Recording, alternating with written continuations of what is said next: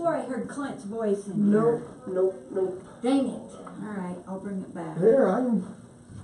That's okay, it needs some explanation. Oh. More than I can write. Yeah, I'm with you there.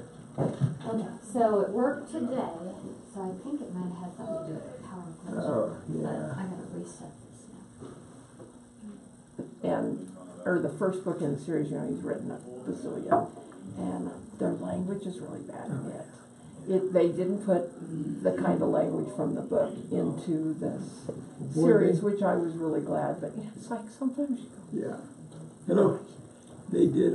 Yes, how are you, buddy? Good. Okay. Okay,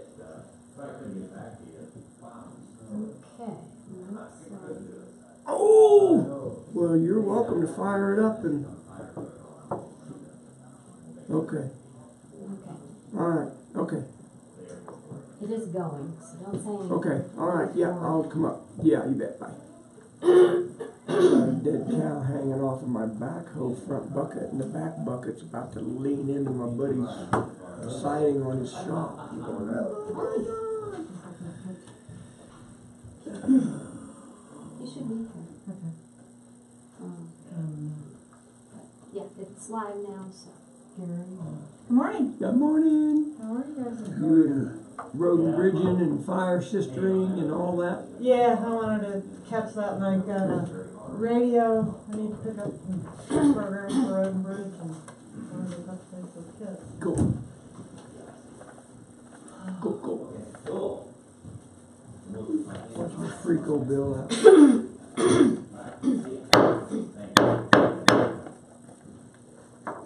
Present.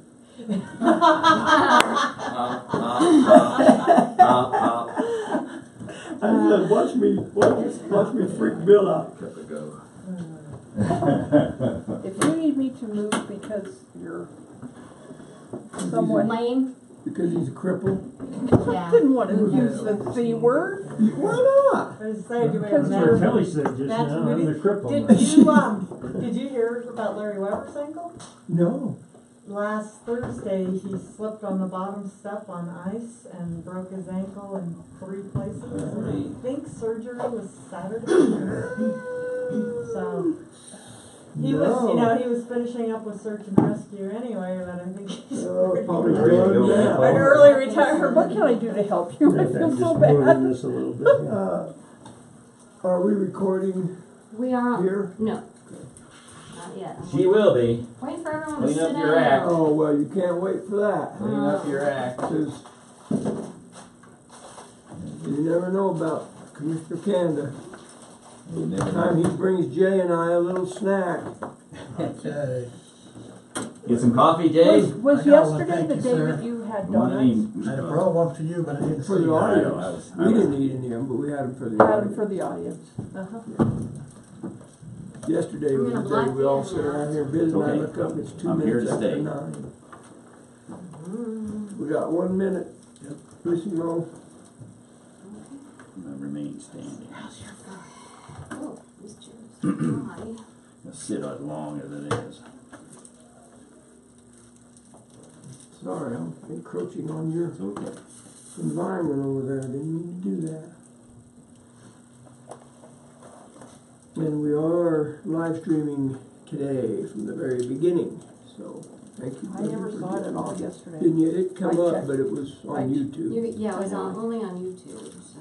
Yeah. Oh, For dang. the We're good. power Just outage. email me. I'd have caught it Yep. then. Dang.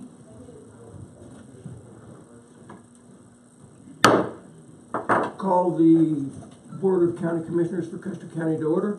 Let the record show that it is 9 o'clock a.m. on November the 1st. Miss Cindy, would you lead us in the Pledge of Allegiance, please? You mind doing that?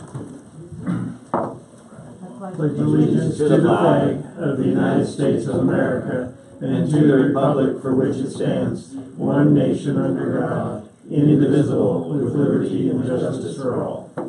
Thank you, ma'am. Well, happy November to everybody. Yeah, another calendar flip. Madam Secretary Gailey, would you call the roll, please? Commissioner Prince, Present. Commissioner Flower, Present. Commissioner Cannon. Here. Attorney Clint Smith, Present. and Secretary to the Board, Brenda Katie. Thank you, ma'am. Appreciate that. Amendments to the agenda, gentlemen? I do not have one. Nor do I. Thank you. Audience introductions, Miss Cindy? Cindy Howard, Office of Emergency Management. Jackie Beavis for the summer. Oh, nice to have you. I've missed you. Welcome. She misses one meeting out of 20 and She doesn't miss very many. She's very good. I don't believe we have any minutes to approve. No. Commissioner items, Commissioner Prince? I really don't have very much since yesterday. I did speak to a constituent who was whining about snow plowing. Concern is the word. Excuse me, who had concerns that when the snow plow went by, it built up on his driveway. And I said to him, Join the club. yeah, I said to him, it's really not, it's been addressed before, there's really nothing we can do about it. We would never get anything plowed if we didn't, so unless we have some other plan, that's what I'm sticking to. Okay. Other than that, I That's, really didn't have anything. Everybody has the same issue. You gotta Yeah, we plow all have the yourself out. same. Well, I'm jealous. Nobody called me with that concern. I'll call you later. Okay. Good. I don't have a lot either. I did have a phone call yesterday with a gentleman who had a question about why the commissioner, specifically Commissioner Canada and myself, were so against the logo and the branding and the Same whole guy. thing. And so, yeah. So You I talk just, to him? I'm gonna talk to him. so I just basically told him we didn't have a problem with it. I don't care about the logo. We were trying to determine who owns it and who's going to have authority and so on and so forth. So, and I thank him for calling and wanting to get the information. He wasn't ranting and raving. He just wanted to know. So, Was he opposed to the logo? no, no, he was in favor of that, but He can go use it. so anyway, that's about all I did really yesterday. You know what this is? Oh, there you are. Primary ballot, general election ballot, Ah, and it missed the cut. okay. Make that to my name. Yeah. Commissioner Canada, do you have anything to report? Not really. I'll bring you up to date on the airport at the end of the meeting. But we talked about it yesterday. We need to cut dirt. Good, okay. All right, very good. I wonder if we would happen to have any attorney items. I think you got this email from Jackie about the gentleman who's complaining about the school, and I had been talking to Jackie about that before. It looks like I'll have to Write another letter. deal with this a little bit more, so that's nothing else since yesterday. Did we all get that letter out? It looks like she sent it out to all of you. Yeah, I think so. So it was dated Read about 2015. She's had so many different Yes. things here all of a sudden. Yeah, I thought that was interesting that schools are an area that the county has not chosen to do anything with. I know historically, and Kit probably knows more about this than anybody, but school sections were dedicated for schools. So I think historically that's where your schools went, was on school section. But Well, they were They're on a corner. to generate revenue as well. yeah. So now I guess schools can go up wherever schools want to go up. Well, apparently, I mean, the Amish school doesn't have any special use permit or anything else that I'm aware of. Oh, I remember reading that now. Yeah, So- I think they're legit. I mean, it's not a zoning issue that we've never addressed. Now, it doesn't mean it Well, couldn't but the issue be here there. is also that, apparently Literally there's living some there. teachers that, whether Well, they're if somebody's actually, living in it, that's a different issue. yeah, they're living there is my understanding, but they don't have their meals there. They take their meals, I think, with the families around there instead, so it's a question, it's a bunkhouse / school is how we're looking at it. Okay, good. All right, sir, thank you. That reminds me of something I need to ask that Paul was, or Jackie had talked to her yesterday too, and about the eviction notice, 72 hours for him, and apparently Ed did get a call from him, and he's bringing him a check. Okay. So, Well, Jackie will be poised with all of That's her what I- tape to Yeah. close that place up if they don't get going. so when did the clock start? Maybe that's probably, I think it would have started, the 72 hours would have started as soon as she gave him notice that there's a cease and desist order, and she was supposed to go post it on the property, and 72 hours from then technically, I guess. I'll be talking to Ed today. Well, he was in her office this morning. Was he? Okay. Well, this may be what we need to finally light a fire, let the guy know he's not gonna keep. Well, it got his attention because he made sure He did surface, but now he's got other issues that he's, can't pay it or something. oh, getting laid off from his job and so on and so forth. So, Well, but anyway, yeah, I'm sure Jackie will keep us posted on that. okay. Good, thank you. Nothing sir. else? Okay, administrative assistant? Well, I just want to bring it for Bill, that Jim Mann called and he was, I don't know if you remember this, but we had a discussion about, he wanted to vacate part of a street in Rosita. Yeah. And I asked JD about it. He brought down a map and showed us where that street was. So I don't know if you want me to tell him to write another letter and bring it before the commissioners, or That would be my suggestion. He just need to appear before the commissioners need and to have talk this about discussion again. I was not part and parcel to that. original. No, Okay. this was the first I saw of it. Yeah, I don't know. Do you recall that? I'm sorry, which one? Jim Mann. It was a street in Rosita. It cut between two of his lots that he owns. Oh, yeah, I do vaguely recall something about it, but I It's don't. actually just up the road and across the street from where Jackie Hobby lives, Okay. but he wants to vacate a street That the so county that his owns. property becomes contiguous. But Okay. I certainly was not part of that conversation, so it must have been before I took I office. do remember it, and I think we sent him back because there were questions about ingress and egress to the property behind him and his, whether the easement was in perpetuity and whether it ran with the land or if it was persona. I mean, there were a lot of questions that, you know, Do you know if we- who replied to him?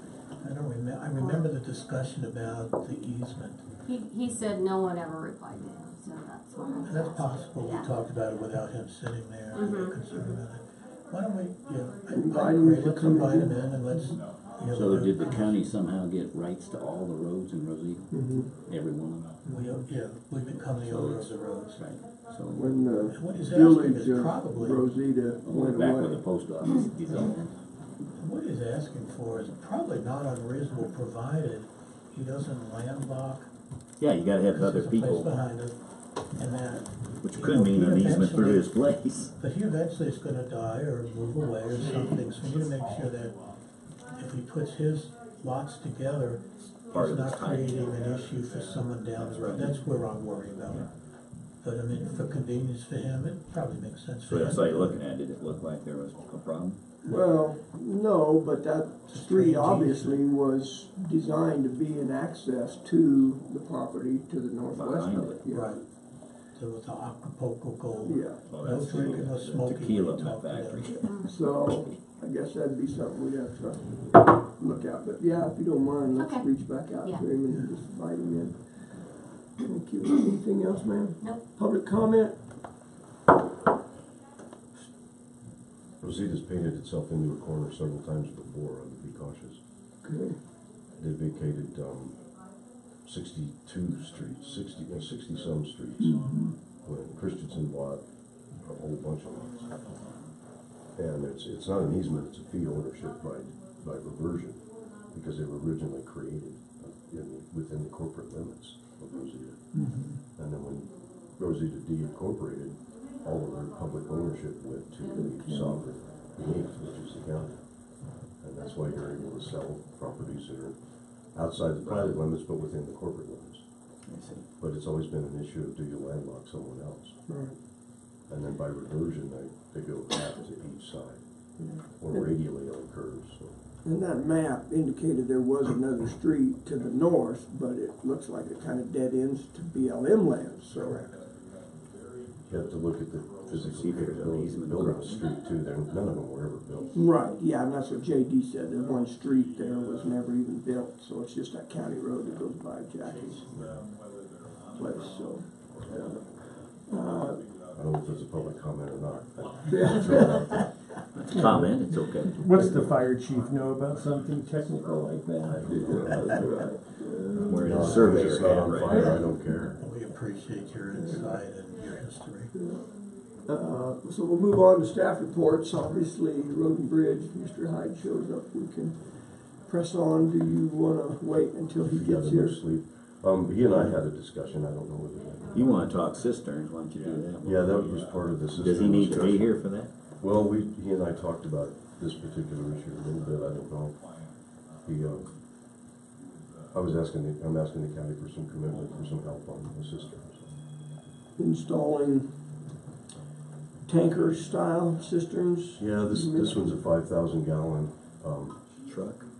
no, it's actually a brand new fiberglass water tank. And it was donated to the Property Owners Association, and now they're gonna install it. But, we have to get off of the county road, just a little loop, just to get to it. The owner's gonna dedicate the property, or he's gonna give easement to the property to the fire department. And, I was gonna ask for some help from the gentleman with the sling in writing up the easement, and, perhaps coming up with an ordinance about cisterns too. So, it's a kind of a general discussion. Okay. What HOA is this particular? Verde Creek, or Verde, I believe it's Creek Ranch. So the hip, It's up at the end of Hermit Road. Okay.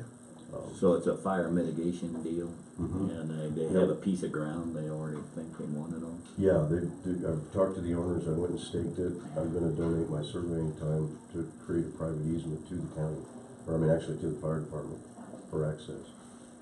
And, they're donating the land. There's a little bit of fencing needs to be done, and there's, we need to, We need to Widen plow it. a road in there. well, we just need to widen the county road and provide a pull-off to get to it.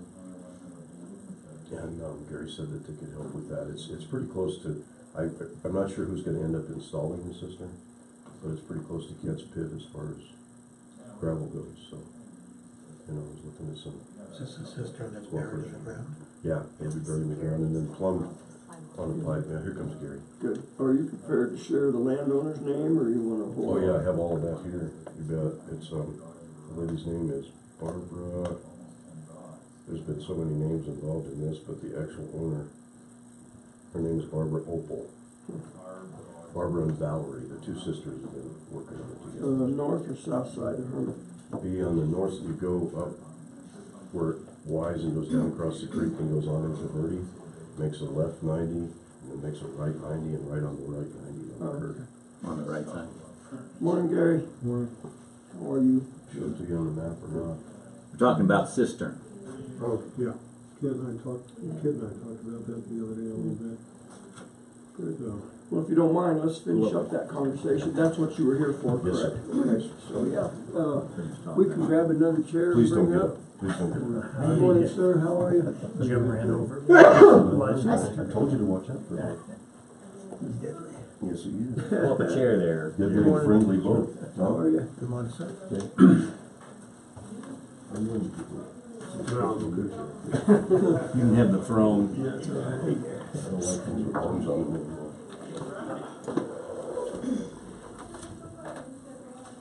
Go ahead, sir. You want me to just No, talk go about the ahead. systems, okay? I told you a little bit about where it's at. Let's see, the map it shows on there, I think Birdie's on there. Just go right up to, all the way up Hermit until it forks to the left.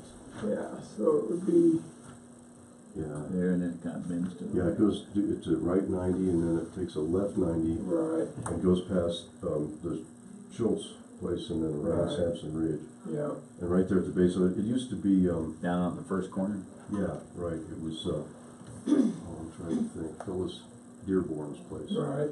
which This is back spot. here. Right, and that's the piece of land. It's Oh, it on- is? It's on the That's back old there. place. So it would be on Dearborn's old place. Right on the corner. All right, so it's below Sampson. Right, there's a little drop off on the county road. Yeah. We need to get off of that and then a little loop and then back onto it real quick. So it's a long triangle piece that we've looked at.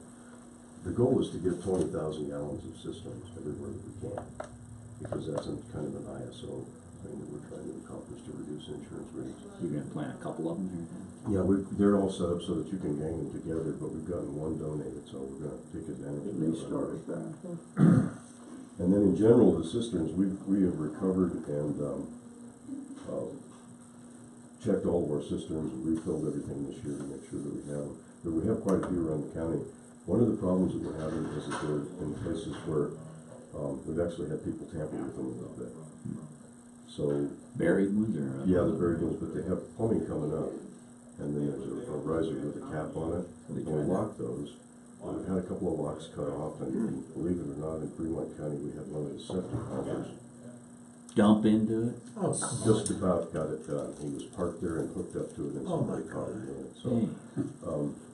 what we're gonna have to, what we want to do is, I'd like to try and get some sort of an ordinance passed by the county that provides a penalty for, Tampering with a fire. fire cistern, and that's what I was hoping to get. That's a good idea. Yeah, and then, see, then that would allow us to put up a sign. Is it marked red, or anything? Is it marked at all now? They're marked just, they're visible because they come up out of the ground anyway. But are What we they, wanna do is put do a they tall say sign fire on them. department or anything like that? We're gonna go paint them, and then what we wanna do is put a tall post with a sign on it that says that there's a county ordinance that protects them. So I'm kinda trying to get the You would ordinance. mark it as a accomplished this fire way. Do you, source. do you have one or sample from any other counties? No, I don't. I can look, try and find something for you. Yeah, if you can check real quick and see if you can find out. It's always easier to plagiarize than use my own brain. Dare we not use your brain, I'll tell you. I charge extra if I actually have to You think. didn't run over your brain, did you? Okay. That's the part that we all use. I don't Yeah, want that's right.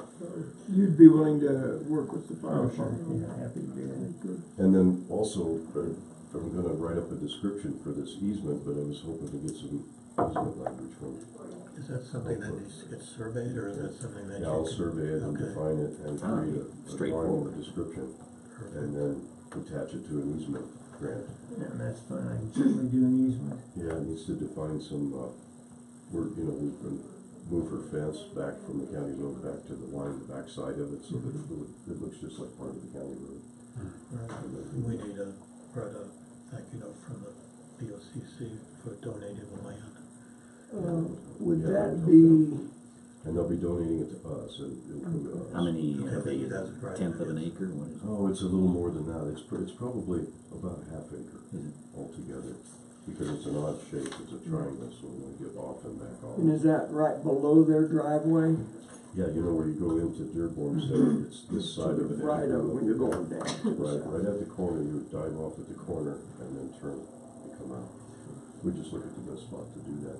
I think we can do it without any kind of a culvert, because the way the drainage is, it looks like from that corner it goes out to the east, and then off of the end of it, there's another culvert past it. Going to the So I think it should work out well that way. So we gotta declare an easement then.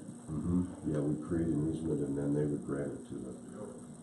Yeah, they were really helpful to do it, and that's one of the first property owners associations that's kind of jumped on, after the fact. A lot of them had those put in at the beginning when they first formed, but, this is some people that are, one of their members is buying one and he bought another one at the same time and said he donated. So This is, what was the name of it, Verde something? Pretty it's creek. Creek. Verde Creek. Yes.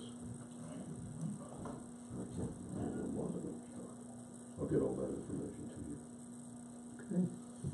And then the ordinance, if that's something that you can accomplish, that would sure be great for us. We're striving to get the ISO rating down, and it's all about water and water availability. So systems is about the only way we can accomplish it. We can usually get about almost 5,000 gallons to a structure fire in our vehicles, in trucks.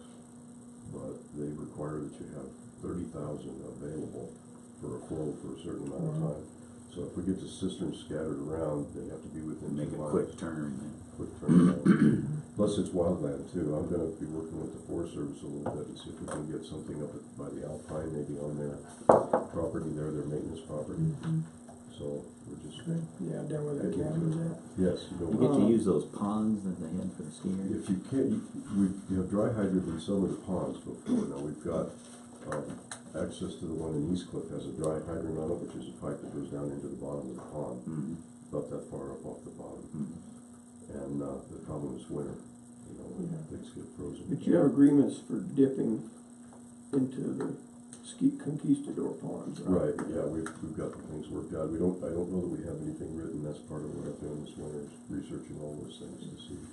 With this tampering ordinance, I wonder if we can word that so that it would work for county property, fire department property, so we could put one at the landfill, one at the gravel pit, one at the shooting range for the sheriff's And office. then all we would do is just cite the ordinance number and the penalty. And that way we could, you know, that's a good idea. Then you could apply it to Then we lots more could use things. them, we could use that one ordinance for different. For different penalties. You know, what I see these things evolving into is if you had a wildland fire, this is big enough to have a staging area as well. Where we could park trucks and set up a command center and that sort of stuff.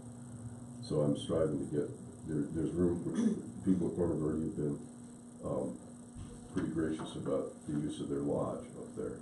And we have a cistern right across the street from that. So we have room there. And that's a 20,000 gallon I was cistern. gonna say, is that an old metal tanker? It's a railroad car. Railroad car, yeah. The problem is that the market for those is kind of dried up. There was a wrecking yard in Pueblo that was wrecking those. And so we could get them pretty easily, but then the steel prices went up and they all went to the mill. They're all melt. So now they're coming from Texas and you only get one and the shipping just wipes it. Yeah, if council's willing to do that, and Road and Bridge doesn't have a big problem with assisting on the turnaround and. We can go walk it in the normal weather and see what it takes to do it. The tank is supposedly coming this soon, but I think it's gonna be problematic whether we can get it in right away or not. And it's fiberglass. I'm gonna leave you with, the specs for it. You know, can you store that tank in the yard down the Road and Bridge? Yeah, that would help us. Pretty big tank. Yeah, How many gallon is it? It's 5,000, so it's like 16, it's 8 foot in diameter, and I believe it's 16 feet wide. I'll leave that with you guys. And then I have some email correspondence back and forth. This will get to you, so you can have names. Perfect. Good plan. Okay, Good suggestion. excellent. Thank you very much. Yeah, you bet. Appreciate your consideration. And we'll work on that wording, maybe we can make it just any kind of county facility. Right, that's what I'm thinking. Okay, that would look like. County-owned property or Put it at the gate at the airport, that sort of a stuff. lot of stuff, yeah. All And right. not necessarily just county-owned, but that the wording could include your properties as well. Yeah, So I don't, sure. maybe, Public properties or facilities or Yeah. something. Is it difficult to bury this type of thing? But it needs to really Depends focus on- on the fact it's a I'm fire. thinking of rocks, I'm thinking Yeah, of it's frozen a big ground. It's kind of a monster up there because, but it's all, they're big cobbles, but nothing is like attached, it's not, you it'll know. probably take a excavator to install that, I'm sure the ground. And that's part of the, when we choose the sites too, is try to find places like that. They're Okay. pretty. I think it's a great Yeah. plan. Because really, as far as the geologic stuff, is right at the end, the hogbacker, and Yeah, it's, I call it the hogback ridge. yeah, So who knows? yeah, it's, Not yeah, gonna- you try to make that work. You know, Probably it's not gonna be space. decomposed granite right in there, like you say, it's gonna be It'll just mountain be big- outwash big stuff. cobbles. Yeah. All right, very good. Thank you. Thank you. Get Yeah, knock your arms off. not easy to do. Thanks, kid. Yeah, thank you. Good morning, Arlie. Sir, How are ya? be careful, we'll get together. You bet. Oh, she's Stay away buying from him. something.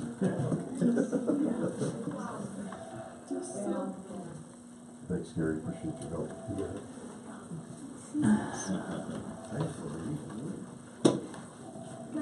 Yeah, thank you.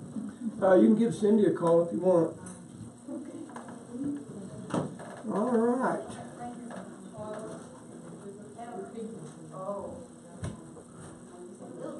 Good morning, sir. How are you? Good. I want to say this so I don't forget, because I think about it every day to tell you what a great job you and the crew did on that Hermit Road Bridge. You like Oh my sailing God. across that every morning. Yeah. Under budget and ahead of schedule, man. It just doesn't get any better than that. So I'm tickled the way it worked out. good. I hope you would tell your guys on Monday morning we really appreciated that. I will. I'm sure Dola appreciates it too. Yeah, I'll bet. So We actually saved them some. Yeah. I had a lot of positive comments, mostly about the scheduling that got done early and Yeah. seemed fairly painless, and so You get any complaints, did you? On About that? people worrying about the time or the roads being, you took really good care of wetting down the roads to keep the dust down. I think I got a lot of compliments on that. Yeah, as far as the detours, that people were using and things like that, so.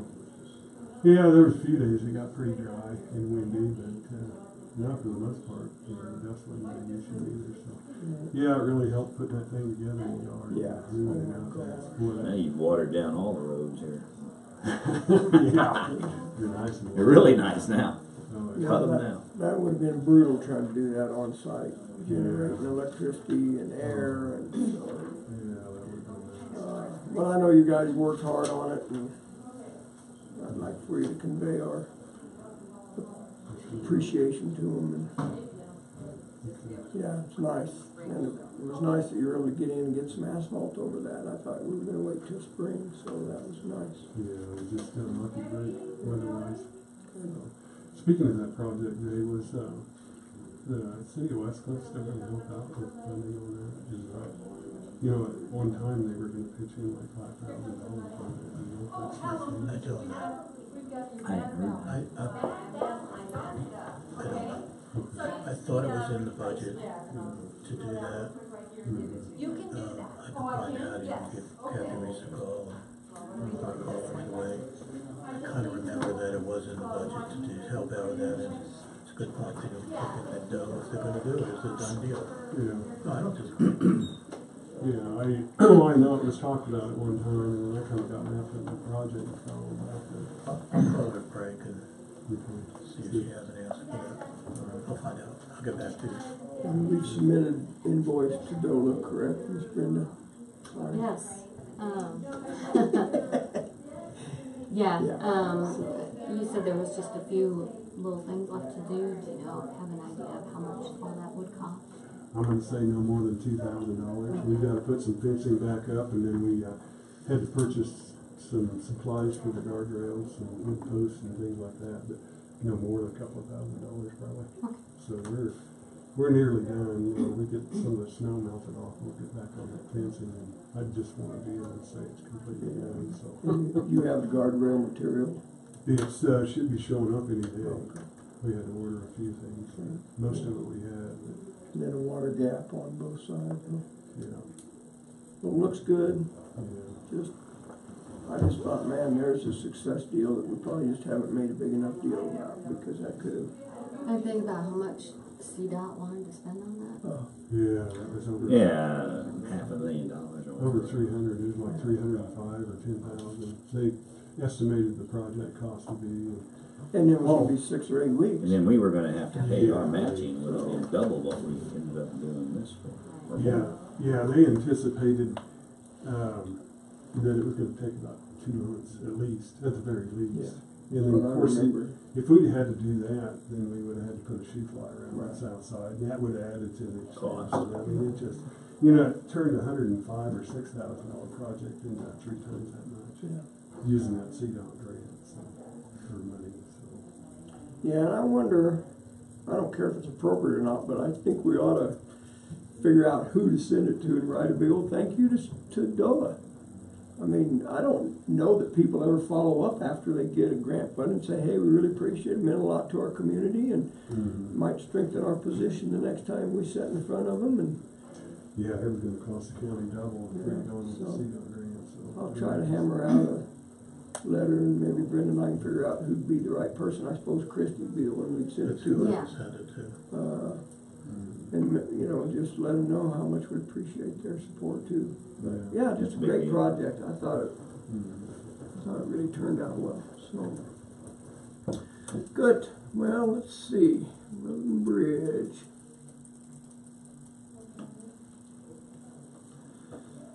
Gary, I had a question. I don't know the road number for at the LZ Lane out by South End, down by me. Mm-hmm. You know, they were pulling a lot of chips out of there and trees for all summer when it was really dry. Mm-hmm. And so all the road base is out of there. And everybody's been very good about it. I finally got one guy came to me a couple days ago and said, you know, tired of bouncing over it. I don't know what do you know what's the road number on it? I want to say it's 130 Something, I think. something along that line. Anyway, No, take a look at it when you get a chance. I mean, they had trucks out of there day in, day out. is that north or not north of you? but South, it's north, it's west, Uh-huh, in the then first back corner. south. Oh, okay. And don't blade it. I mean, you just be pulling rocks out of it. It's a Mhm. big mess. Take a Yeah, look at I'll it. have to take a look at it and see. Yeah, see what it's gonna need some I'll work. get a flat tire. Yeah. Yeah. And they're not complaining about dust or anything. It's just gotten really cold. Yeah. And they're gonna be plowing snow on it and they tear up some of make it worse. Yeah. Yeah, I'll check it out, see what we need to do. Good. Other questions, Mr. Hyde, gentlemen? You got any, what's you're gonna, looking at the same budget numbers that we discussed in our budget meeting, you're gonna carry over anything, you're spending it down to what you planned, everything's going Trying according? to. Yeah, it looks like we're gonna have a balance of around 60,000. Good. So I know I'd like to go ahead and I've been working on a deal to get more rock for next year's chip seal. So Mhm. some of that will get spent on that. Mhm. There's still probably 30 or 40,000 ton down here at Gardner that Fremont Paving owns. So Yeah, get it what you can. since it's so close, I'd like to go down there. And that's where we got our rock for our chip sealer this year. And I'd like to go get some more since it's as close as what it is, and the price is right. I just gotta get back with John Young on the Yeah, price. spend what you planned. Okay. Snow plowing. I know Ed called me yesterday and wanted to know what the plan was gonna be to plow the parking lot here. And I said, I assume that Road and Bridge will come up and do that. He was obviously hoping to get it done before people showed up for work. And he said about the time he was calling you, the guy showed up to do it. Is it reasonable to ask, and I understand it was a newer employee that came and did it this time, Yeah. to also do the sheriff's office? Yeah, that's fine. We've got the time to be able to do so. I mean, it wouldn't take another 10 minutes probably total to muck out the sheriff's department. Yeah, I don't have a problem with that whatsoever. Okay. I can just get with Shannon or somebody over there and find out what they'd like. Yeah, us to Shannon do. come by yesterday before our meeting started and asked about it, and I said, well, you know, just give Gary a call and ask him. Mhm. But I said, we'll see him tomorrow as well. Yeah, it doesn't take long. I'll just have my guy go over and do that also. Does the county plow the road between the scale and the sheriff's property?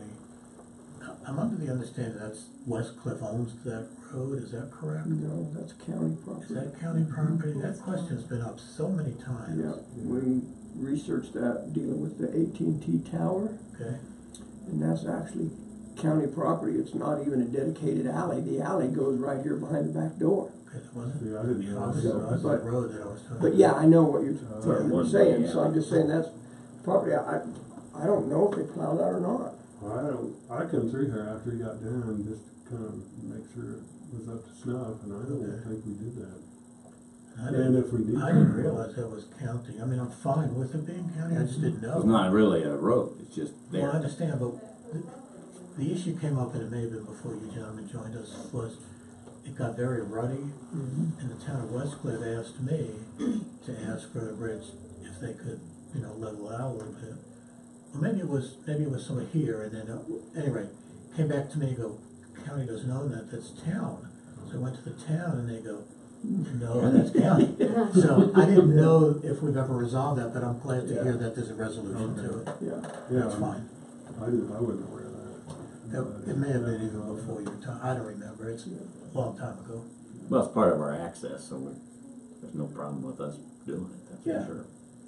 That snow that we got night before last, that was difficult to remove. That was no easy task because of the amount of moisture in it. Boy, that was heavy snow. It was real heavy snow, and then the ground underneath of it was warm when we were getting that Get snow. muddy It was and muddy sloppy. underneath. And there was a lot of places we didn't get real close to the road. We left a fair amount of snow, but when you're dealing with that kind of snow, your machines have a tendency to try and bounce on you because you're running a lot of angle and not carrying much of a load. And for that reason, we don't put that cutting edge too close to the road because the road is, Bucking. well, it's delicate. I mean, it's soft, and if we get too close and then we bounce, we're gouging it. Maybe we need to throw some Glad you road know base these on. things. Well, the road base will even get soft, because of the amount of moisture. So Yeah, I just was thinking this morning coming in, how good a shape the gravel portion of Hermit Road was in today.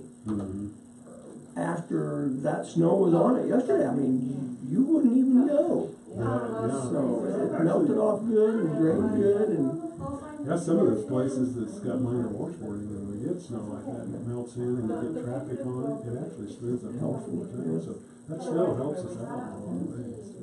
We could replace that stuff you put on Rosier Road with snow, Durblend. put new snow. Well, back to your comment, Jay, about this, we'll call it a street, it's not technically, between the scale and the edge of the grass at the sheriff's office. Jackie and I looked that all up because we had to have an address for the new tower site, and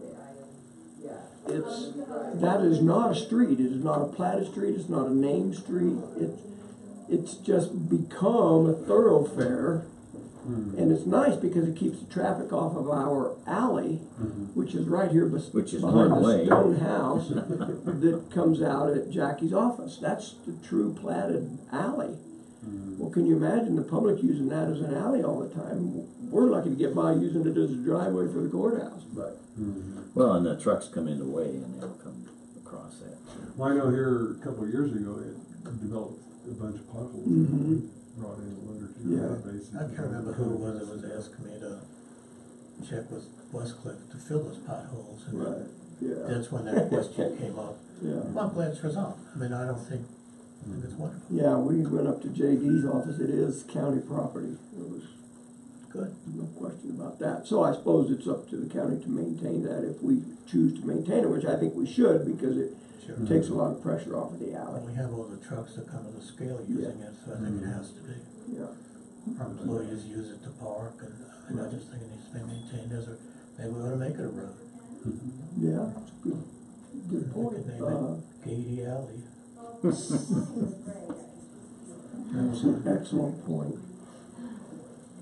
Katie. I want all the potholes out of it. Yeah, if it's gonna You're gonna be be a a tough- alley, it's tough gotta customer. be, she'll want it paved, that'll be the next thing, but, Yeah. DHS uses that quite a bit with their traffic, and that's a great point, well, maybe I ought to look at that, creating a street, and give the attorney something to do. Yeah, it's new line. Yeah, anything else there? No, I think that's it. I don't really have anything exciting. Any big projects on the,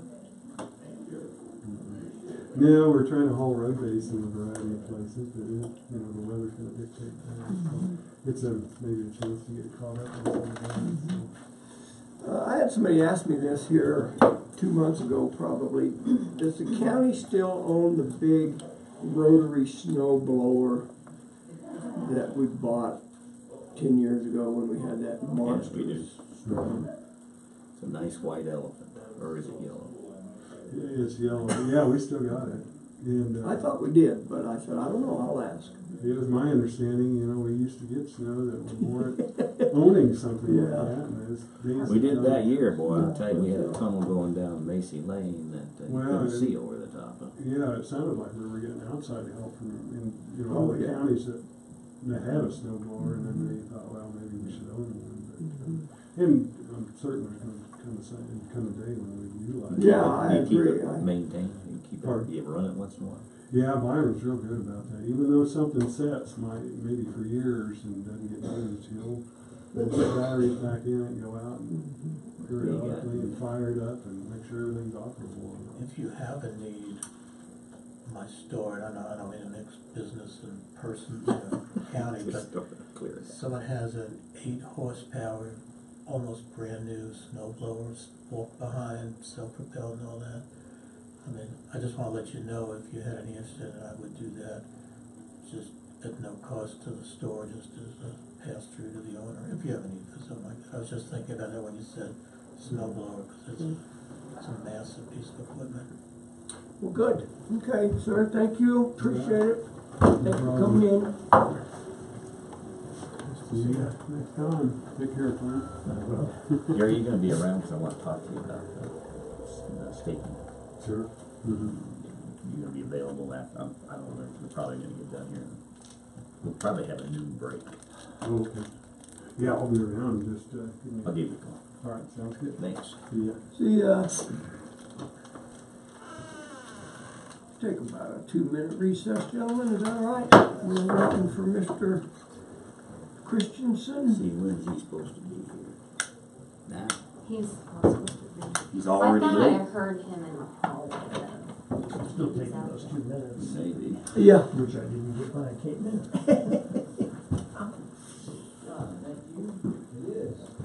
Good morning, it's Jay. How are you?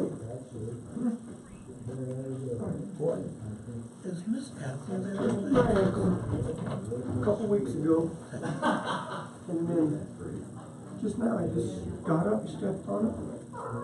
It's a bad thing when you hurt yourself like Good by morning. sneezing. I'm in the BOCC, I'm taking a break right now, but the question came up We've had on some the extra bridge project. I was under the impression that they estimated $6 million.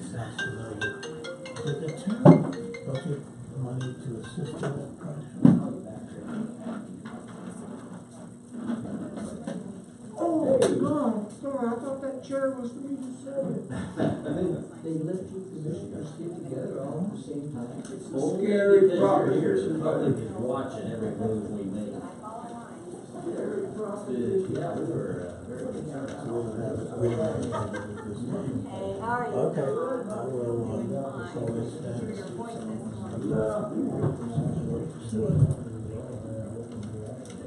don't surprise me. No problem. I twisted my ankle getting out of my chair again. Thank you. Here's a scoop on the Westcliff contribution for Kathy Reese. Oh, Budgeted in 2017. Says the project never occurred in 2017. She didn't discount it completely. Said no one came and asked to put it back on the budget in 2018, so it wasn't a budgeted item.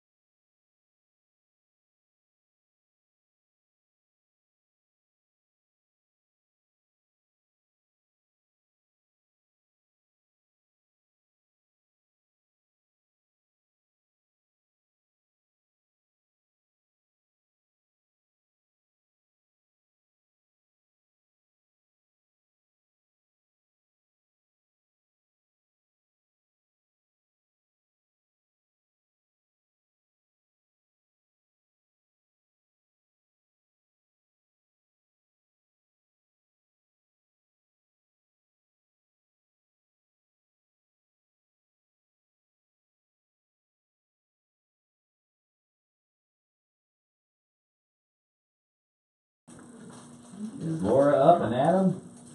Well, I'm up. I don't think there's any, I'm Adam about anything, okay? But I'm here. How's that? That's good. Okay, It's a start. that's a start. That's a start. Good morning. Good morning. Oh. I'll make this official. Yeah. Sorry, I was trying to Well, hammer out I'm an just- email real I'm quick, just- but And how are you doing? I'm hanging in You're there. getting a little bit better? Oh, yeah. Did they do surgery on that? On your No. shoulder? No. On your shoulder? See, I can't see. Nothing needs surgery. Well, that's So good. far, anyway. So far, so good. All right. But the day is young.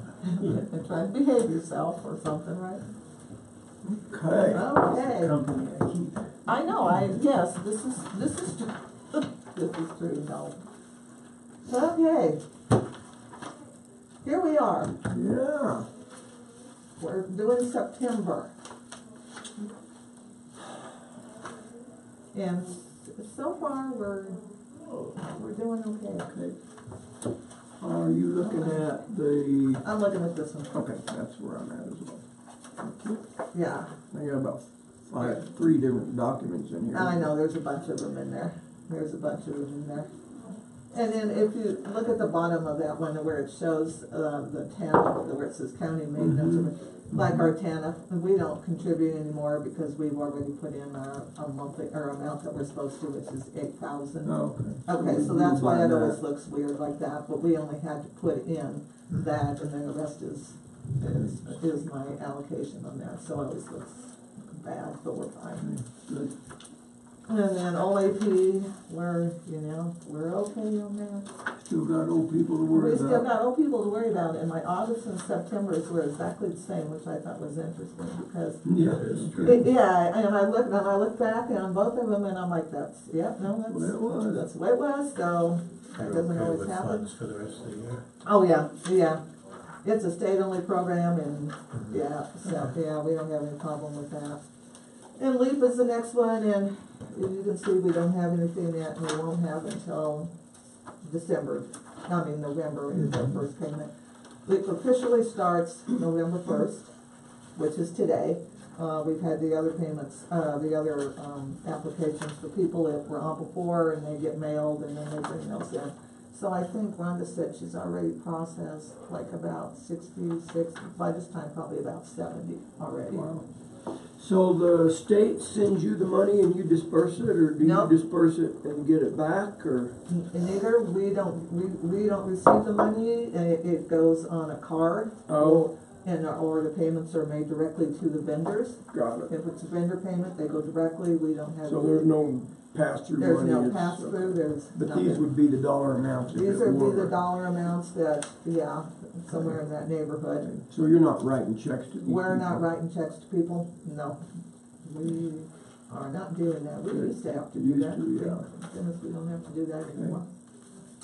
And then our Medicaid transportation, and that's just for the people who have Medicaid and will need to be transported to doctor's appointments. And so we spend a lot of time on Medicaid transportation. And this time we did 10 payments to different vendors on that. Some are people, some are like Rotary, some are whoever. But there again, that's all money. I mean, there's no county That comes money. in and out. Yep.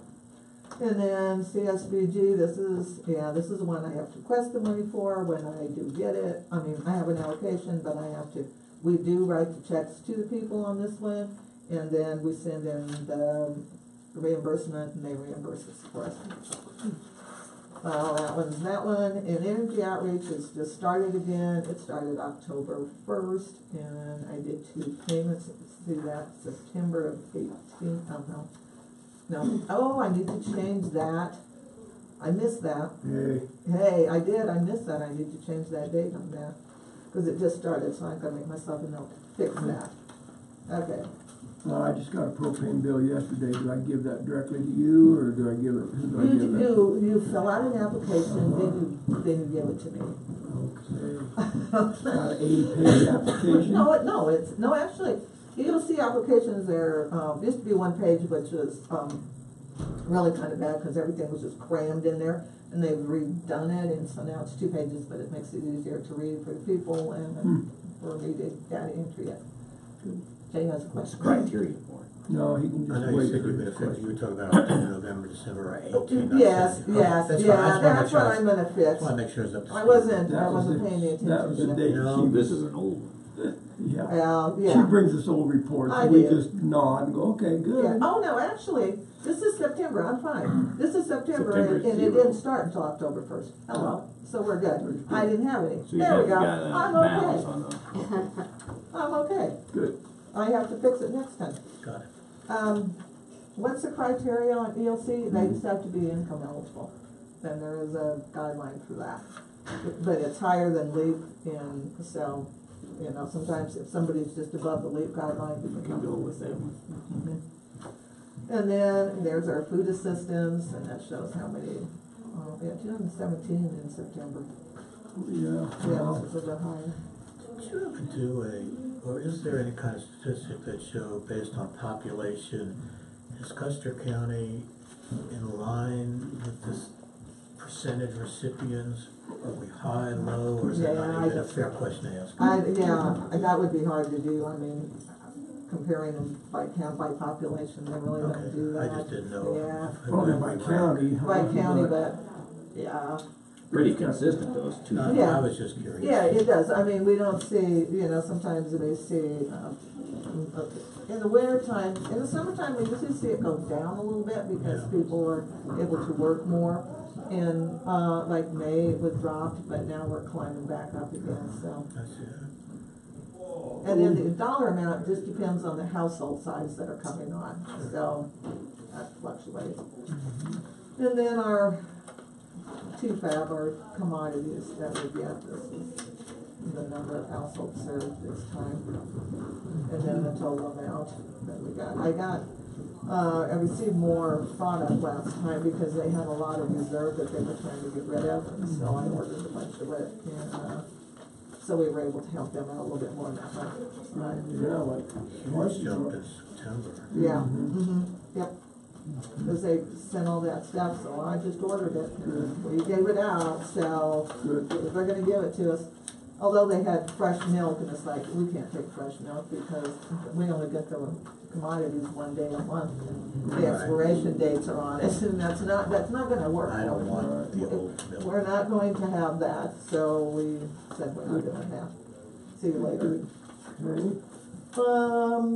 That's about it. I don't have any other pressing thing going on at the time. I tried to Did you get to digest the see dashboard, but it just about killed me. Well, C-stats are lovely, and then they sent me a thing and said some of them were wrong. Yeah. I try to go through them, but I'm telling you, it's just. And we go down in some of this child support stuff, we have no control over that. But we try to do the, like, New Colorado work applications and getting the redeterminations done, and you see that. So some of this stuff, then we get down here. Actually, it's pretty good. I was at Polk County one time. You see the amount of, they had more green, more red. All of this was red, and they had a few green. greens. God. Yeah, it's ridiculous. That's the dashboard. Yeah, it's the C-stats. Got it. Yeah, Humboldt County, they just drive me nuts. I've been trying to get a case transferred from them. And, got one from El Paso County, which is a bigger county, faster than I've got it from there. And the gal sent it, I contacted her, she sent it over to the gal, she still hasn't done it, I'm gonna contact the gal again. Get me this case. Because that also shows up sometimes on our CSTAT stuff, because we can't work the case because it's on in another county, or part of this, we gotta get it transferred. And sometimes the larger counties do not want to cooperate. Yeah, 64 pages on that C-stat. Oh, yeah, they just go on forever. Yeah, and then they send me a thing, they'll send me timeliness reports statewide that shows, so it'll show, this is what happened here, and I'm going, okay, I'm statewide, I like to see what's going on here, so I know what's going on here, but I'm not responsible for what they do in every other county. So, okay, any questions, anything else? No. Okay, Okay. Gotta ask my question I ask everyone, then, you know, is there anything we need to know about, anything we can help you with? No, Everything under control? everything's under control as much as we can keep it under control. I fully understand that. As much as we can. Good But no, job, we're thank you. good. Thanks for what you do We, for our folks. We have to visit our our kids that we have in foster care. You know, we have to visit them monthly. So we have two who are up in the Denver area. So, Stacy went up yesterday, she saw, Did you just leave county plane, or did you just drive up? no, she drove up and actually she went, she went the river, she went 50.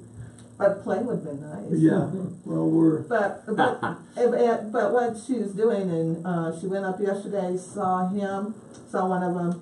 She has a staffing for the other one today, and then she's gonna go back and see the other one today. So we've got a visit in October and November.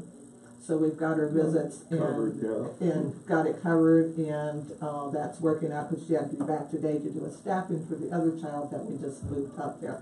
So we did that, so that'll help with some of the travel we're hoping, and keep her off the road all the time, you know, so. well, if you want to start flying to those, contact Bill, I'm sure we can We'll work out a make that. charter outfit. Oh, that'd be County great, charter. Bill, that would be That marvelous. Falcon 900. Yeah.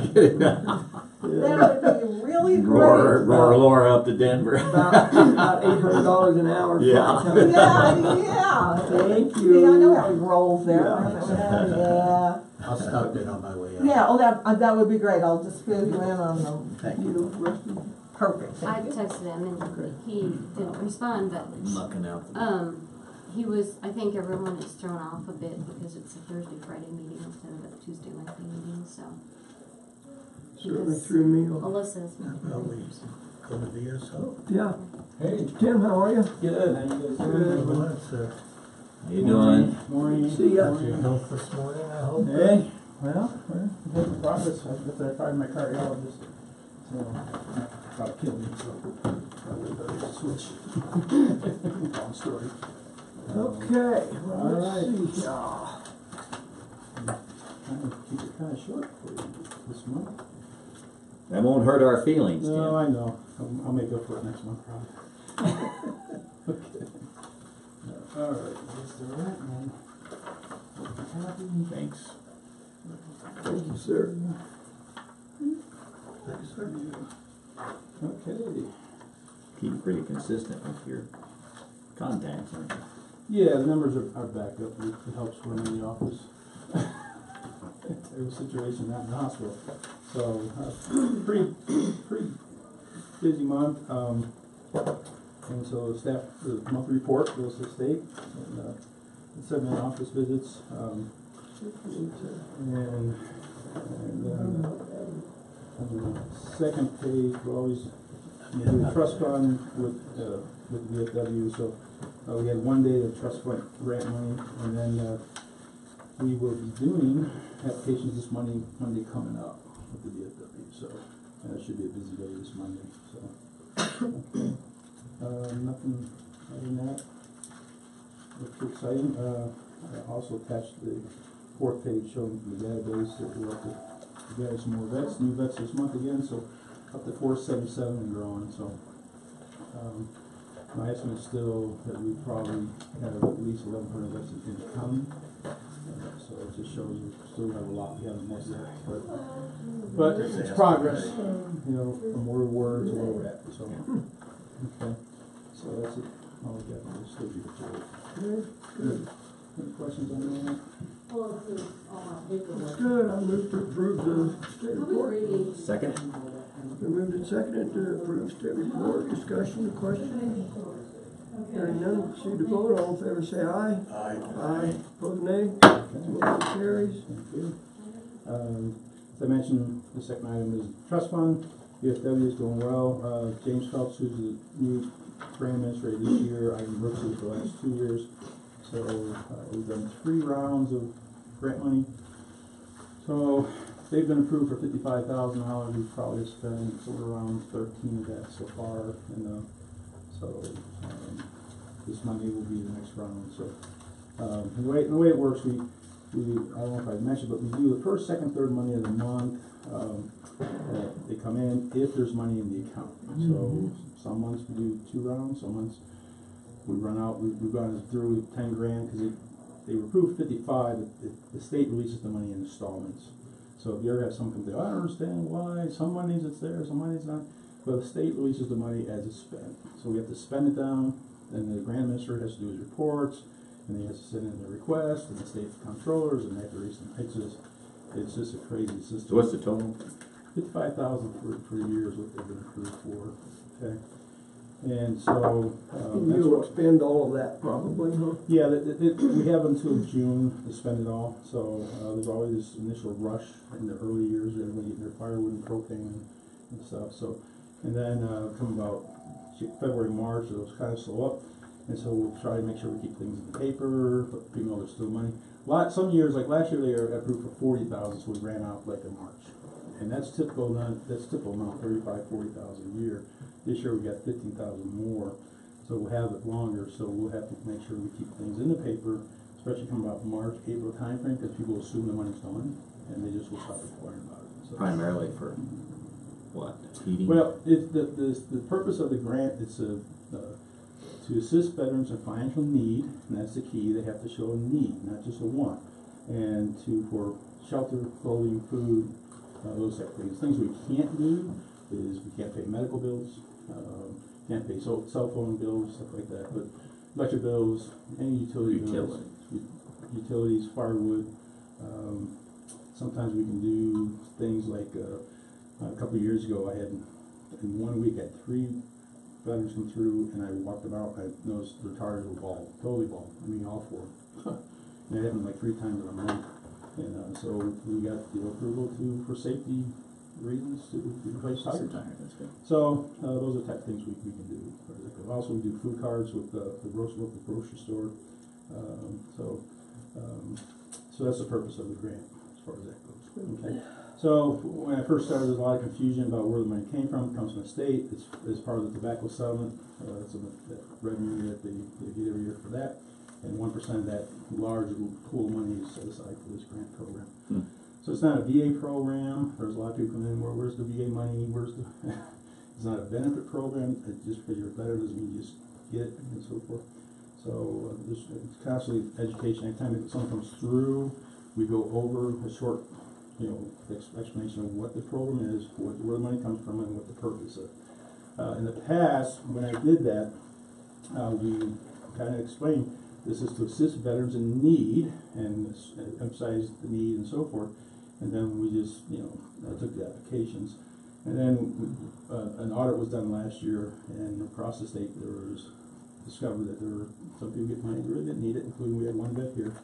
And so the state came back, so you have to, besides doing that, you have to then say, okay, now tell me why you need the money, and so forth.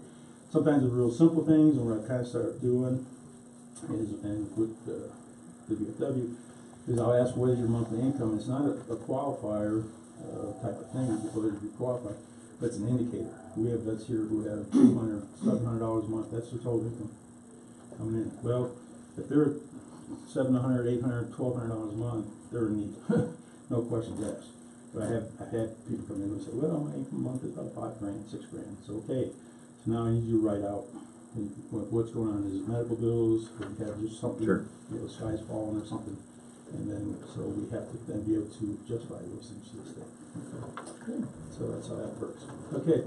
I'm going up to Denver on the 14th of November to the VA regional office. I have an opportunity to meet with people from the appeals claim side of the house, including people who are implementing the RAMP program, which is the test program for the new appeal system that kicks in February. Denver is one of the 2 test sites for this thing, so we're right in the middle of it. So I have an opportunity to meet some folks. What is it?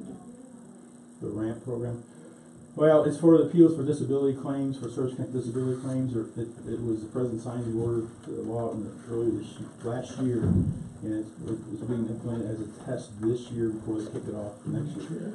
Congress required them to show that what they were planning to do, to run a test, to show some data that it actually will work, okay, before they would actually implement the whole thing next October. And Denver was one of the test sites for the air, as far as regional offices go. Just a real short overview. When the veteran comes in and do a claim for certificate of disabilities, we put the claim in. It takes about, right now, I've had some claims done in 60 days or less, start to finish, on a decision. If the decision comes back as denial, or we disagree with something on the decision, and we appeal that, a notice of disagreement goes in, okay?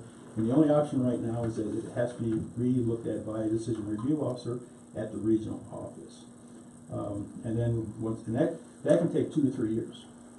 On average, it's taken 3 years now for that to happen. Okay. So when that decision comes back, Are they hoping that the veterans die before? no, it's just there's a backlog of 450,000 plus appeals in the system. Yeah. So when that decision comes back as a statement of the case, it comes back, and if it's still denied or we still disagree with it, then you have to do a Form 9 application to go to the next level to a BVA judge. That can take up to another 2 to 3 years. Okay. There are certain cases to where, historically, I give you a good example. Thailand vets exposed to herbicide exposure. Okay, they are not granted the presumption like Vietnam vets. They use them perimeter of all the bases in Thailand, but you have to show and prove that you had reason to come in contact. Okay, so those cases typically are always disapproved regional level.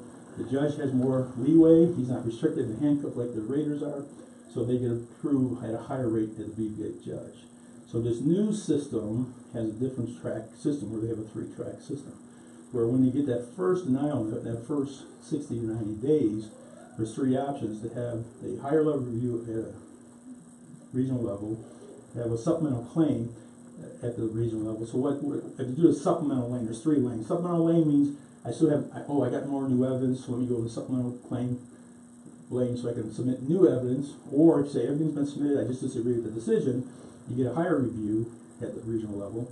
Or the third option is you can go straight to the BVA and get line.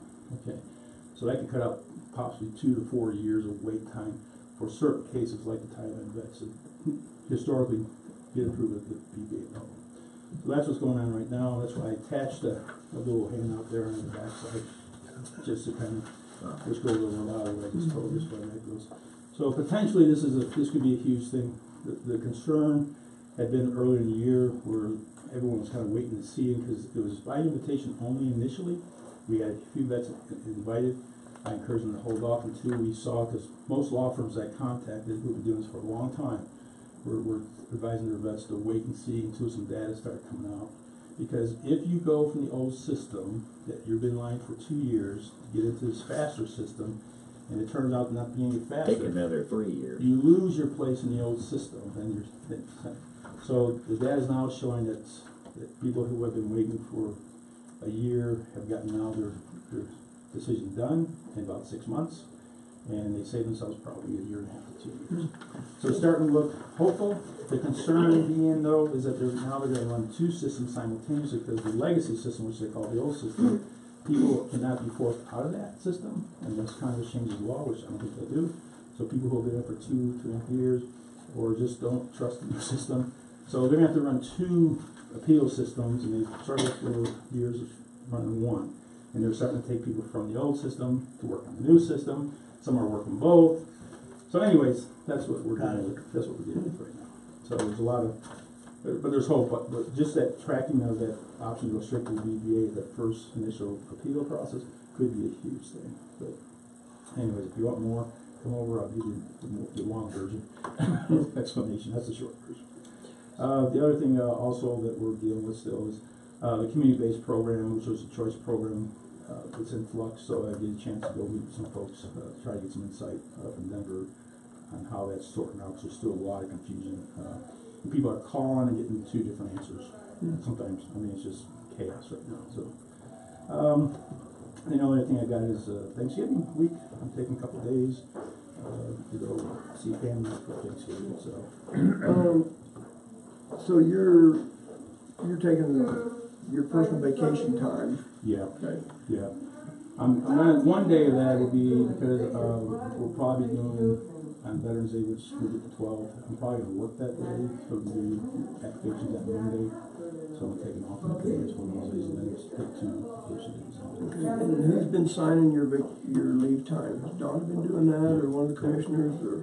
Well, I've been submitting it to Donna. Okay. Okay, so, and I think that's all I got. Okay, good. Thanks. All right, sir, thank you. Any questions for me? I don't, no, All right. thanks. Yep, Appreciate it. keep coming in. All right. Sir? No. PHN. Under control. Oh, I got it, sorry. Where was it? Are you catching something, sir? Yeah. Catch a lot of grease. Good morning, how are you? Yep. Just a bundle of smile and joy this morning. Good. Always. I've never seen her without a beautiful smile. And don't take that wrong, I meant that just as a nice way of saying. Things Super. good. You lying or are you telling the truth? Let's see here. I might not have moved your report over, so I better go find it. That's what I was doing too. So we're just giving a whole bunch of vaccinations. Not precious. You worried about this polio thing that's going around? You know, I'm really not. And here's the reason why, because nobody's dying from it. I know that sounds like kind of harsh, but seriously, nobody's dying from it. And Pretty low population. and it's a very, very small, very concentrated population, and it's all over the country, but what's in Colorado is literally in one neighborhood in Aurora. Oh, yeah. So, Thank you. and they've public health, Colorado public health has done a great job of isolating it and treating it, and it's at Anschutz, and it's pretty much been Under control. eradicated already. So, And what is that? I'm sorry. well, it's actually not polio, but it's a polio-like. Like Oh, symptoms. yeah. It's Yeah. like a flu bug. Yeah. It's like an autoimmune problem. It is an autoimmune issue, and it causes polio-like symptoms. So Some it's, kids can recover, some just get paralyzed, others I read die. about it, yeah. yeah. So, and in Colorado, there hasn't been any fatalities. And the fatalities that have come are in third world countries, where they haven't gotten any treatment at all. Not in the U.S. None in the U.S. So flu vaccinations. Yeah, and you these- call, make an appointment. You They call just make an show up. appointment. Some have been just showing up, but for the most part, I was for a while just doing everybody that shows up. But guess what? I wasn't getting diddly squat done otherwise. So I had to kind of rein that in a little bit. Just get started. You told me to just show up. I told you to just show up, and I was there for a while. I was seriously just doing everybody that showed up, and I got behind on my deliverables for my Yeah. EPR stuff. So I'm like, okay, I gotta rein that in. So, and it's starting to taper off a little bit just because we've done plenty. So, but one last flu shot clinic this weekend coming up, and we did more in the last flu clinic than we ever did in a clinic before. Wow. So, Good job. yeah. And this vaccinating health workers, that's a law? You have to be vaccinated? It's an OSHA requirement.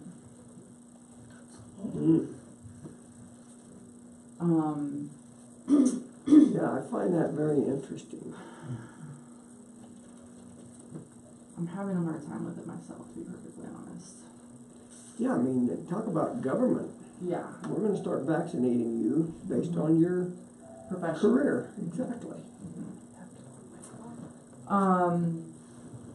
Now, so the flu vaccine, you can, if you choose not to get a flu vaccine, you can wear a mask through the entire, flu season, which, personally, I'm a little claustrophobic, so that's not an option. But as far as the MMR and Tdap and what's the other one that they're requiring? Hep B. They're pretty much saying if you don't get it, you can't work here. That's, or if you can't, the varicella also. So. This is not a good precedent. I mean, my mind is just racing forward to all kinds of things where government goes to females enlisting in the military that you need to, you know where I'm going. I mean, well, we had this so you don't get conversation the pregnant, other those day kind of about, things, This is not a good plan, the government getting involved in that. Yeah, and I mean, you guys know where I stand. Like, well, I think you should be vaccinated, but personally, But I it's don't your feel like choice. you Right. should be forced to be Exactly. vaccinated. I feel like you should have the Exactly. choice to be vaccinated. Right. And I feel like yeah, as like soon I'm as the saying, government steps in and says that you have to be We're vaccinated, in trouble. whether it's OSHA or right. BOCC or whoever, it's not, but you know. Well, the government could say if you're gonna be an elected official, you have to be vaccinated. Mhm. Well, wait a minute. Right. Yeah. Anyway, Yeah. okay. Which is unfortunately above all of our pay grade at this point, but it's, you know, and the same thing for kids. It's, and this is my argument too, like if you, yeah, we Okay. could. Got it. Woo, yeah, we could go there a long ways with that. Your first aid classes, were those for the public school? Those were public, yep. And we were able to get another, daycare provider in our community because of this class right here, so that was a win, yeah. And I did, CPR aid, first aid, and, standard precautions class with one of the gals in that one, so that was a huge win. So yeah, just kind of same old, just plugging along. How's the, No, go ahead. how's the relationship with the clinic? I mean, we're still on great. Yeah, we're still doing pretty good. We're starting to feel a little bit of growing pains with some of that, but it's not anything unusual. It's nothing we can't handle. If you need help, come talk to us. I will. Thank you. At this point, it's nothing we can't Okay, that's why I handle ask. as adults. I don't ask because I'm just curious. I ask, Yeah. what can we do to help? Yeah, I'm actually thinking not on the level of the clinic and public health, but public health is so busy that in the next budget cycle I might think about looking at getting another per diem person on. Because we're busy. Talk to us and we'll, Yeah, we'll do what we can. yeah. And kids council, do you? So Beth is our representative from Public Health, Beth Green, with the Kids Council, and you know I'm not a micromanager kind of director, so she does all of our work with that, and she's amazing. So right now our biggest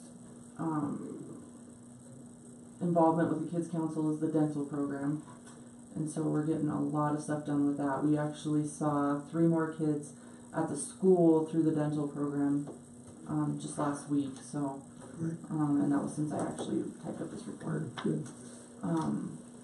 So that's huge, and then there's also going to be some kind of a psychiatric development thing with kids coming up, and it's Yeah, I saw that. yeah, I'm not entirely sure what that's about, but that's the next big push. And then Kids Council is taking over the Cooking Matters, which I think is huge because I think that's a really good program. That's going to be taking over the Weigh and Win. Is that gone now, the way and when thing? The Weigh and Win thing is gone. Cooking Matters is going to be pretty much taking its place, in my opinion, as far as that realm of healthy eating, weight loss stuff. But the Kids Council is going to be pushing it, even though they only do 8 and under. It's going to encompass all age groups. Okay. The new rent, So they're January or? starting in January, and they're putting together a rental agreement for us to look at. So I'll be bringing that in the And we December. were at 705. 3. Wasn't it? Going. 50. Let's just go 50. 1,000. But we have been paying. Nothing. Nothing. I thought we were paying something. No, it was a freebie. They finally got us. They want $1,000 then? Mm-hmm. It's really fair. I mean, It really is, especially like every time, yeah, it's, Yeah, when you start penciling it out, I'm not yeah. complaining, I was trying to it'd be nice, put it in perspective. because they got a mill levy increase not long ago. Mhm. It'd been nice if they would have said, we're gonna share some of that by giving free services to the county for a public health nurse. And that was the argument that fell on deaf ears when I made it. But I tried. Okay, well, good. So January. Starting January. So we'll As get soon that as we rental get that agreement next and then, month. yeah, I'll talk to Donna, we'll get it all figured out as far as when we're gonna make that payment. And you bring the agreement to us. Absolutely. Okay, Alrighty, yep, All right. onward and upward. stay strong, be Glasses in happy. your phone are color coordinated. Oh, yeah. It's a girl thing, you won't understand. She's mad, she's got about Oh, 12, okay, thank got you. about 12 phones, and then it's not that she buys the sunglasses, she buys the phones. to Whatever, match the I have one existing- phone. What, yeah, Thank okay. you. Uh-huh. Very All right, good. kiddo, thank Thank you. you. See ya. I mean, Speaking of phones, I'm on my third one in the last 45 days. really? Yeah. Same problem. Mine, my first one kind of suffered the white death. I happened to have an insurance policy on it, so they sent me another one. And it wasn't, yeah, we wondered, sir. Did you get my message? lucky it's here. Yeah. They will have Is Rusty there? So, Thank you. You're welcome. I sent it back, they sent me another one, well, the speakerphone part didn't work properly, and I do a lot of speakerphone because I can't hear. And I called him, I said, this refurbished phone you sent me isn't working. Well, it's still under warranty, send it back, we'll send you a new one, you send it back, and it won't cost you anything, so. But they don't send new ones. They keep No, sending no, refurb. those insurance policies are for refurb. And that's terrible. Mm-hmm. Probably belonged to a drug dealer before I got it. Then it probably works pretty well. Well, yeah, that's right. They need reliable communication. But I Yes. go through that moment of panic when I Okay, hit good. Okay. delete all, Bye. banking on that I can restore everything from the cloud. And it, oh, it just Me too, just puts me not on get on pins and needles, but it worked. Yeah, I know. Yeah. So, Rusty's not at the landfill. I texted him, he has not texted me back, so I don't know if he is. So now we just, move it over to tomorrow. you wanna just try to call him, or you want me to I call him? just tried calling him. Oh, you did? Well, I You didn't did answer. try calling his cell phone. That's what I You mean. can, Right. you can call him, so. Oh. But I'm thinking if he didn't Oh, it's answer my pretty text. straightforward, I thought. I read it. Yeah, Yeah, I wanted to have a chance to visit with him about the monitoring. Yeah, the wells. I went out while they were drilling, and don't you know, when I'm driving over towards the drill rig, they all get out and go to the pickup and start eating lunch. Okay, oh my gosh, so Rusty and I sit there and visit a little bit, but You leaving this open? no, we're well, kinda- well, It's pretty It's nice. on the because of voters. that one. They like that. voters are being a little loud Yeah. today. Raucous, it's called raucous voters. All right, who are we waiting for? Rusty. Just Rusty?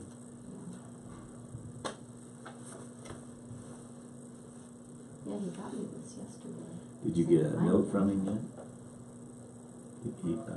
Dude, You get a reply, T-Flower, Rusty? what's going on?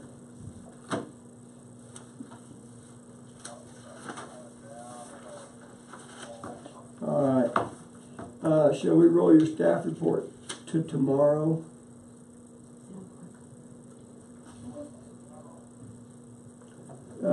Your staff report, you were on the agenda today for commissioners meeting, you wanna move it to tomorrow?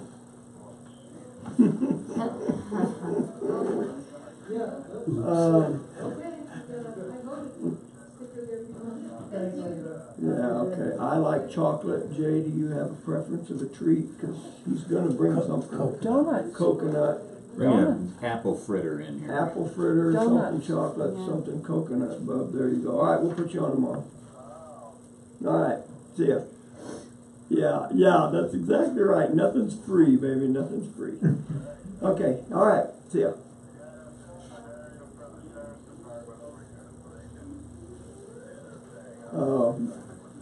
Yeah, I'm aware of that, and so you get a pass. You get a pass. Okay, buddy. See you. We've got your report. We'll look at it real quick. Okay. Bye. Yeah, they got it. Will he come tomorrow? Yeah. Okay. They've got issues, not issues, but they got deals going on down there. So he's trying to assist with the sheriff's office, planning and zoning office thing. Okay. Any unfinished business, gentlemen? No, sir. Nor do I. Can I just, if I may? Certainly. Just because Bill wasn't here when we discussed it, if we could ask Gary Hine, Oh, yeah. to address the West Cliff town meeting in December. That's the first Tuesday at 5:30. The town, did you hear about the $5,000? Were you in the room? Yeah. Okay. Yeah, at first I heard of it though, that they were willing to.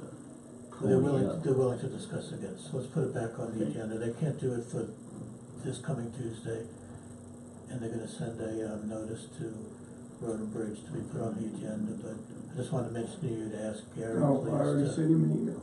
Never mind. I'll talk to him anyway. I gave him a heads up that he was gonna be getting an email from Perfect. Kathy Rice. Okay, I just don't want I don't wanna not show up for that and. Right. Cause I think they're likely to do something. Okay, all right. Thank you, sir. Anything else? That's it, I'm sorry. Unfinished business, Commissioner Cannon. We'll move on to new business. RETAC grant app was in our board packet.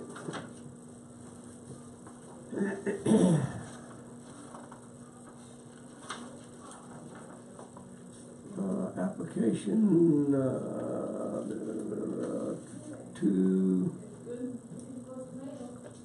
$2,535 what their grant amount is. It's primarily for training dispatch.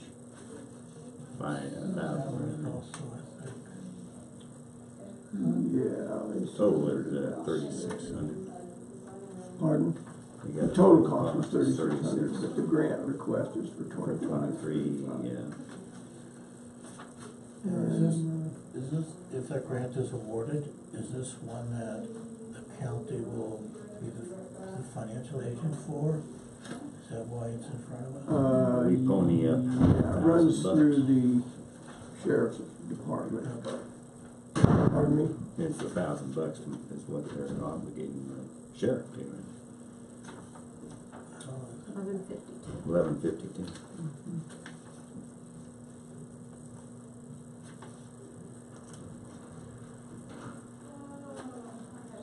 Budget, or does he have the money? I'm assuming he did. I think it's his. Kerry Guy wrote the grant and Shannon signed off on it, so. He knows he's committing to it. Yeah, salary and benefits to train and qualify 5 dispatchers. Has it been submitted, or is they just showing? No, I think it's gotta go in and waiting for our signature. Okay, 'cause, yeah, I was gonna say, I think probably. Is that your understanding, Ms. Brenda? Yes. Thank you. Do you need a motion? We do. I move that we accept and approve this RETAC grant application. I'll second. Been moved and seconded to approve the RETAC grant. Let's see, debate. Without further looking, gentlemen, I've got money that I will part with to whoever can tell me what RETAC stands for. Yeah, I was going to ask you because I've asked it every time I see it. Not you, not me. Regional Emergency Trauma something center. And Training. SC RETAC, Southern Colorado, Regional Emergency. Well, it's right there. Communication. No. No, Trauma Trauma, advisory. Advisory Committee. committee. Yeah, I'm gonna choose. But I noticed I did not get the $2 in his pocket. He yeah, did no, say you not. didn't. I did. He did disqualify me right off the bat. Emergency. My wife served on that for Training. years. Trauma, and it's Trauma. you were right, trauma. All right, further discussion, advisory committee. Advisory Advisory committee. committee. Hearing none, we'll proceed to vote. All in favor, say aye. Aye. Aye. Aye, opposed, nay. Motion carries. Did we have, sorry, I just about asked a stupid question. I'll do it for you. Yeah. Well, I would have gotten a stink eye from our admin assistant if I had asked the question I was getting ready to ask. So is Bill Baker coming today or not? Well, that's what his wife said yesterday, so. He probably thinks it's like closer to noon. No, he knew I what think time it was. I told her 10:30, so, Oh. because, our last staff Yeah. meeting was about 10:30, her staff was 10:15, so. Thank you. You're welcome, thank you.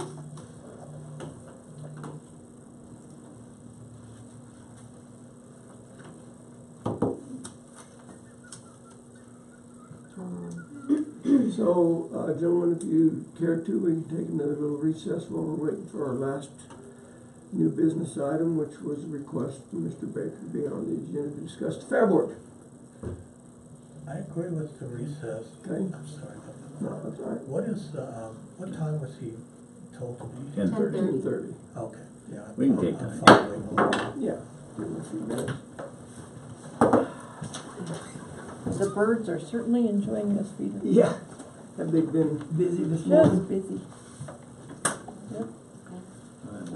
Make a new pot of this.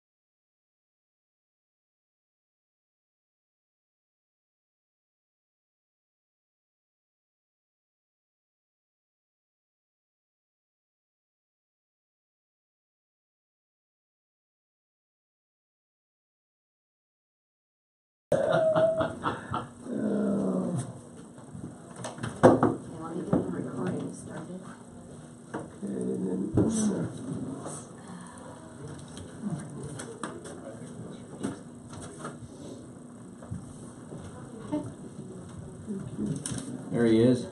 Call the meeting back to order. Gentlemen, I was gonna try to send you, some updated drawings from AT&T so you can look at before we go out there. But I'm gonna have to go back through my email list and find those. Let's see real quick. That won't work in my house.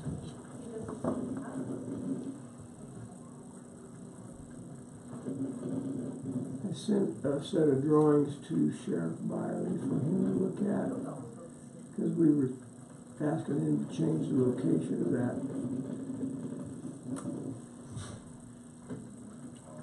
tower just a little bit to match up with our proposed fencing to go around the sheriff's deal, which has been approved. They haven't gotten the money for that yet, but anyway, I'll try to do that before we go out there today, so you can have a chance to look at that. So with that being said, Mr. Baker's requested to be on the agenda to visit with us about the Fair Board. With that, sir, you're welcome to come up, have a seat.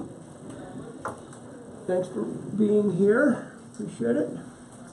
Well, gentlemen, you know, I'd like to say it's my pleasure to be here, but unfortunately that is not the exact truth. Okay. But, you know, in keeping with the spirit of 4-H, which is the main reason that we're talking about this, you know, we try to be as positive as possible.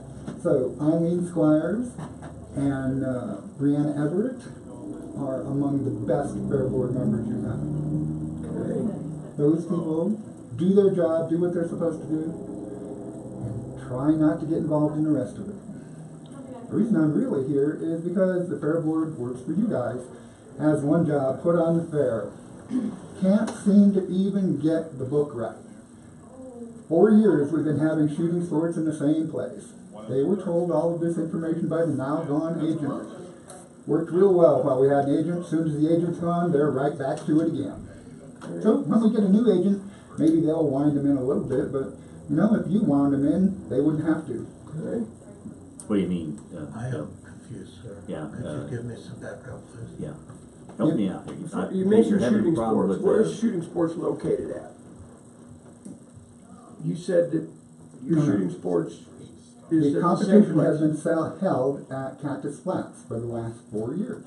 Okay. At the same time, and the Fair Board knows all this, and they were told all this, but they can't get it in the book. They can't make it be right. Okay. They have superintendents assigned for everything, and that is according to protocol. Except this year, they decided to not have any for archery or firearms. That's not a legal competition. It's not a cow, so it doesn't really matter. And I understand that there are personal problems that they have that they just need to get over. Okay, so you're saying that they didn't get the information in this year's fair book about shooting sports? It wasn't correct or omitted. Okay. All right. I attended a Fair Board meeting the other night. I can tell you that they are in the process, obviously, of revamping the Fair Book for next year. Everything that has to do with state 4-H will be taken out of that Fair Book and will be given to all the 4-H members in the fall when they enroll. So the Fair Book's going to look totally different next year. Whether or not the information you're talking about will be in the Fair Book or not, I can't answer that, but they can, Tom, because you know they're required to put it in there. all the rules and regulations will be given to the individual 4-H members. They're not going to be in the Fair Book. But the schedule should be in the Fair Book. And so should the appropriate information. Okay. That is related to the entire fair. Okay. And I think it will be. Go ahead. Can I ask a question? So, you brought this to their attention. It does no good, Jay. No. Did you bring it to their attention? I brought it to Tom and you guys' attention because it does me no good to deal with those people. So you don't attend meetings? I'm not sure. Oh, no, I used to be on the Fair Board, Bill, but they threw me off because they didn't like me because I didn't support their livestock-only attitude. When did you quit? No, I didn't quit. When did you not stop? When did you stop? Last year. Okay, it's the same group? same group. It's the rotating door. There's a rotating policy. They take turns being president, vice president, etc. It's never going to change until somebody does something about that. It's not my place to say, but as far as I'm concerned, you should appoint the Fair Board, the Board of Commissioners. Or, better yet, let the community elect them. That's not gonna happen. Yeah, we approve the appointments to the Fair Board, we don't appoint them. We approve the appointments, and then you're handle the same consistent. way as every If there other are board. issues, we gotta know. Um, I apologize, and I don't mean this in any way derogatory, but I'm still really not sure I understand what you're telling us. You're telling us that Jay, they're not doing their job? They don't do their job. It's very simple. They have one job, put on the fair. It can only be a 4-H fair if it's 4-H sanctioned.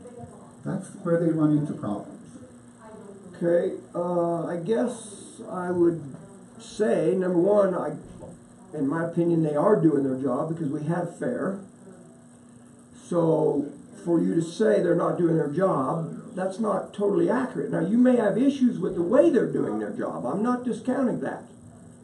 But they did put on the county fair, correct?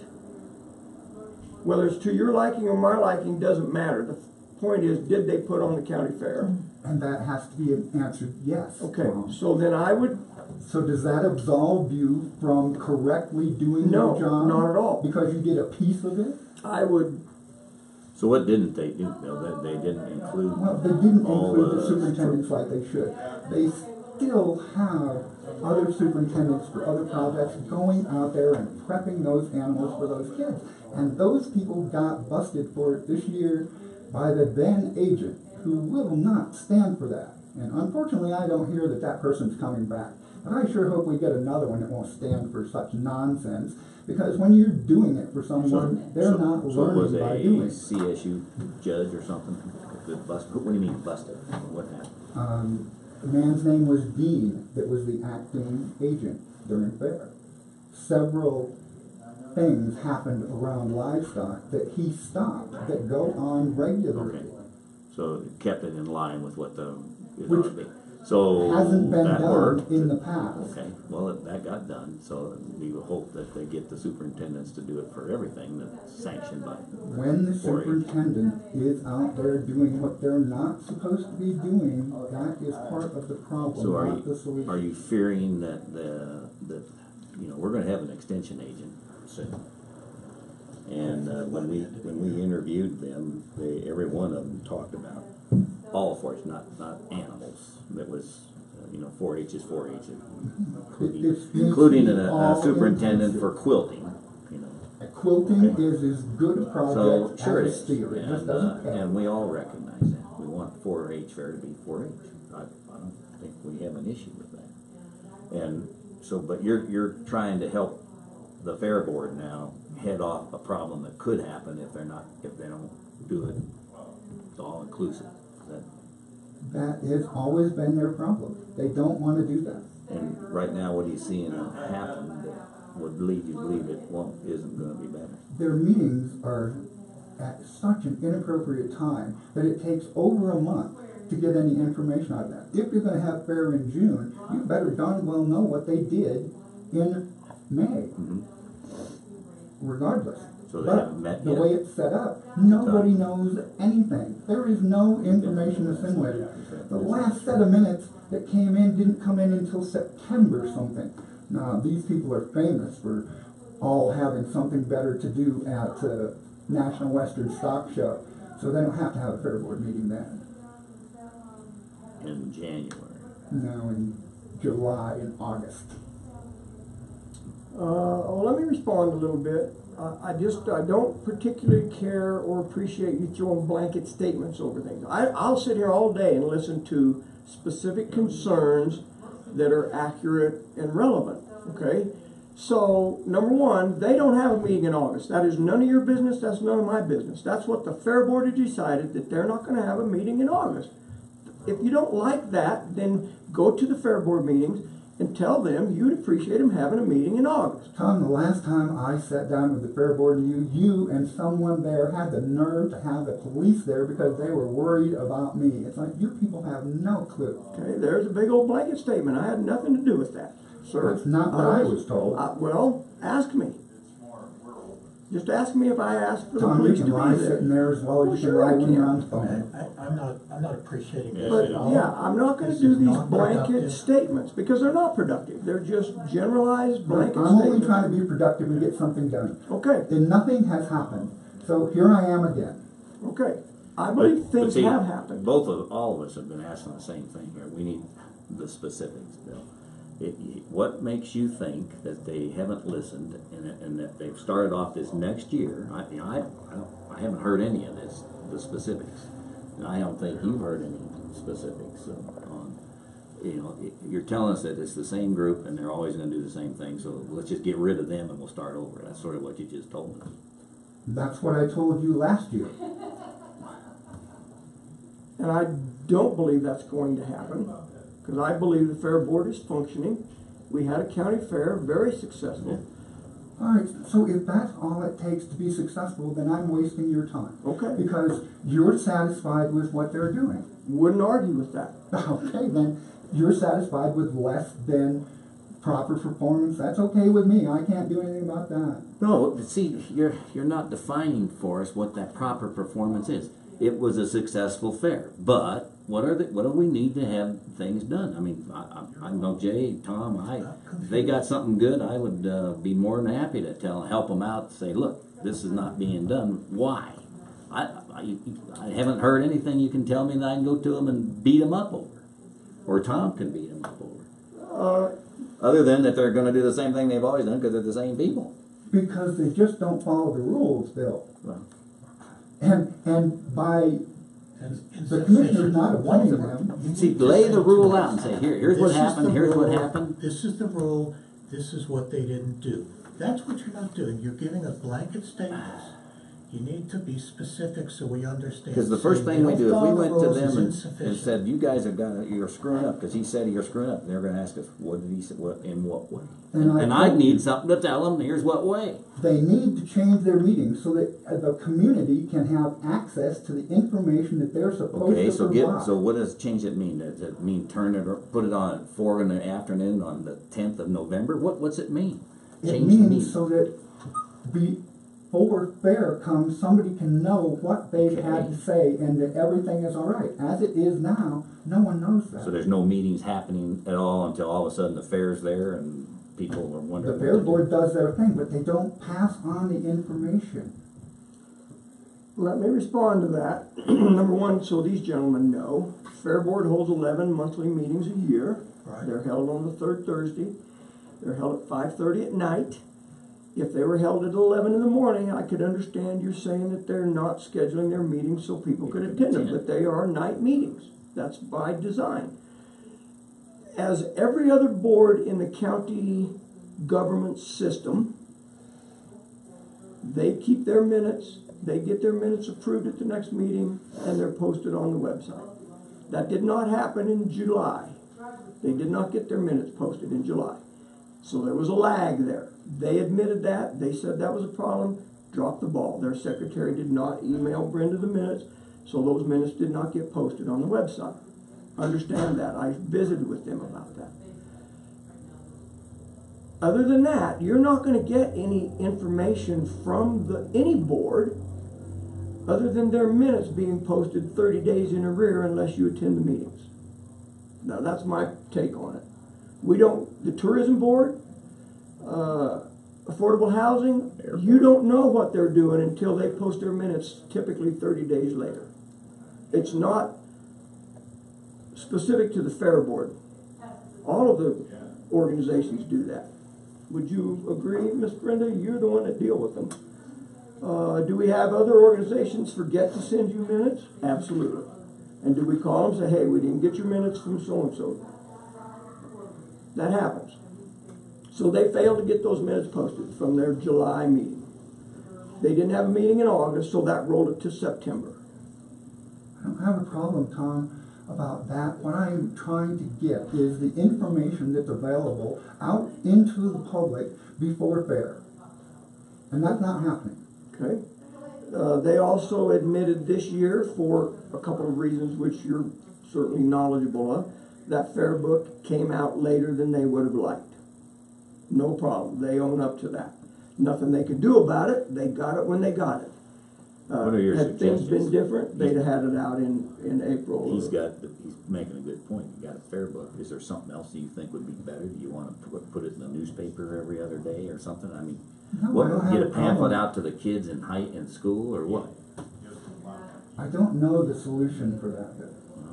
Okay, well, they are gonna try a solution, and I alluded to it. They're gonna take a bunch of that stuff out of the fair book, so the fair book is not so critical to all the participants. They're gonna have that stuff 4 months earlier, because they're gonna get that for their projects. when they sign up for their projects. They're not, the fair book is gonna spell out the general rules and regulations. It's not gonna have anything in it about the specific project rules. Those will be given to the kids 4 months earlier, because they realize that's a problem.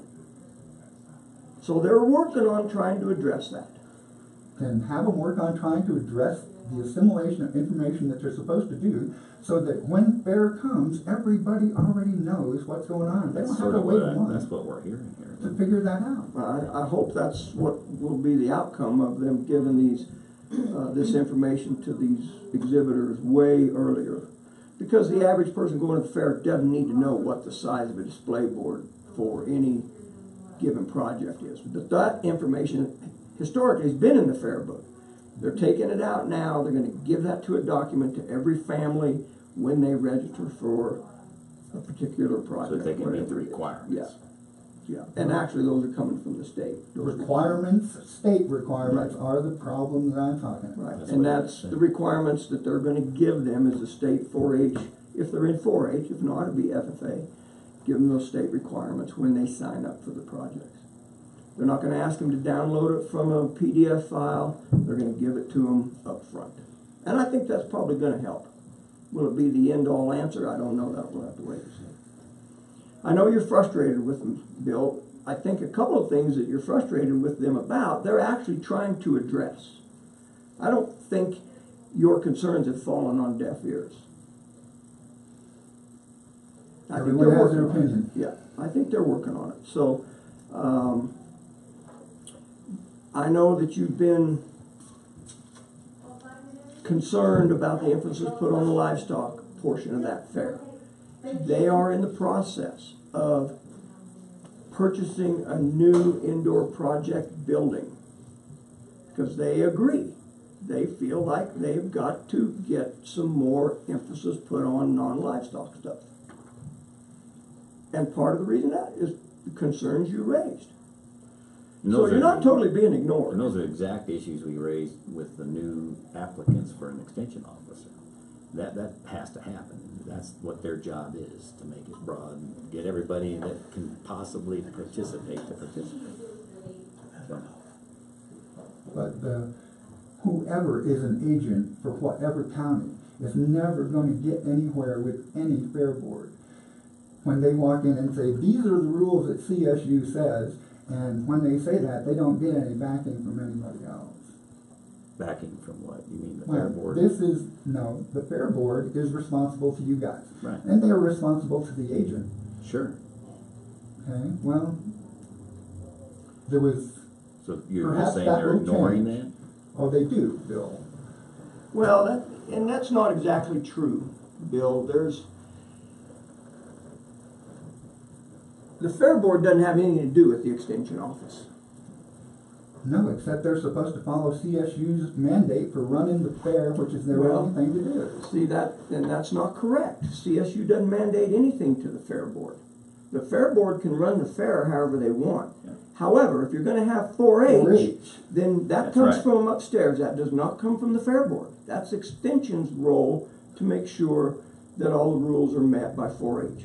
Doesn't have anything to do with the fair board. Now, if the fair board said, we're not gonna provide you the opportunity to have these classes, Right. then we'd have a problem. But the fair board's job is not to make sure the rules of 4-H are followed.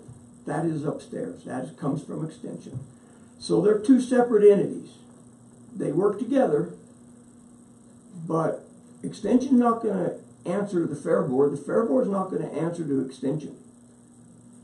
Does that make sense? The fair board answers to us. Which is why I'm Extension here. answers to CSU. Can I ask a question? tell me what it is you want in words I fully understand rather than a blanket statement. Why are you sitting here to complain about the Fair Board? What is it that needs to be done specifically? Give me a list or an item rather than say they need to follow rules. That's not good enough. What rules are they violating? Jay, what organization has a rotating presidency? Could you ask my question, please? They seem to have a set of their own rules that don't really apply to other types of organizations that are similar. And every organization has their own rules. That is every organization known to mankind. It does. I don't get this follow conversation. them. Because that's the essence, is that they do not follow the procedure and the rules. And I want to say one other thing, just because I'm sitting here fuming over it. I did not appreciate you calling the chairman a liar. I know him so well. There's never been a word out of his mouth that was untruthful. A mistake we all make. That man is not a liar, and I'm going to stick up for him because I know him, and I resent that. And I didn't specifically say that, Jeremy. I said that one could do that as well in person. Then if that's the case, you are a liar. Those were your words exactly. I'm very smart. I remember everything. Okay, let's move on. Well, Thank you. the issue is, there are, you just heard him say, there are bylaws that every organization has, and they follow those. And are you saying they have bylaws that say X, Y, and Z, and they're not doing them?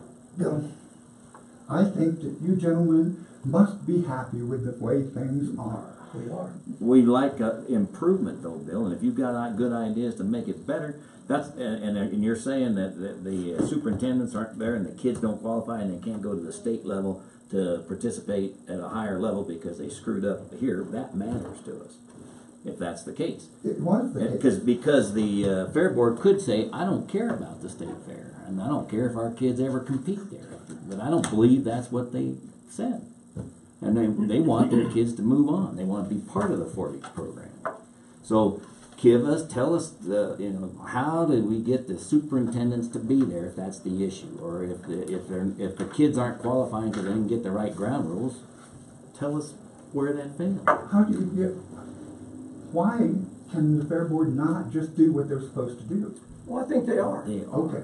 Then we're at an impasse. Right. I'm not going to waste Exactly. you guys' time because you think that there's not an issue. Didn't say that. I say that there always can improve, Right. Bill. Didn't say there weren't issues. I think they're doing what they're supposed to be doing. Are there going to be issues? Of course. Are they trying to resolve some issues? I believe they are.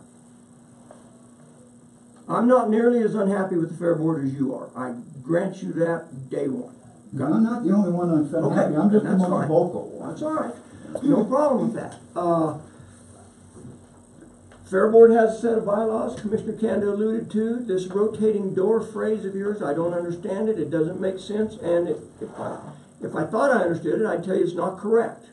They've had a president on that Fair Board for the last 3 years. That is not a revolving door. A revolving door would be every year they get new leadership. That's not the case. They could, according to their bylaws. Maybe you should have them change their bylaws. It's not up for me. If they're failing because of some constitutional thing they've got in their bylaws, then that would be an issue. But They're not. they're not. Thank you for your time, Well, gentlemen. you bet.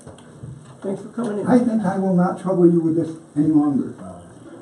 Okay, thank you. I'm glad you're concerned. I mean, that matters. My concern does no good. All right, gentlemen, anything else under new business? We're sure feeding the birds well. Yes. If not, we need to have an executive session.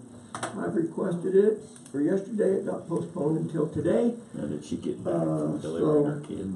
Yeah, I it's know. not, Or do they go? I can. not happening today, so she said she'd be good.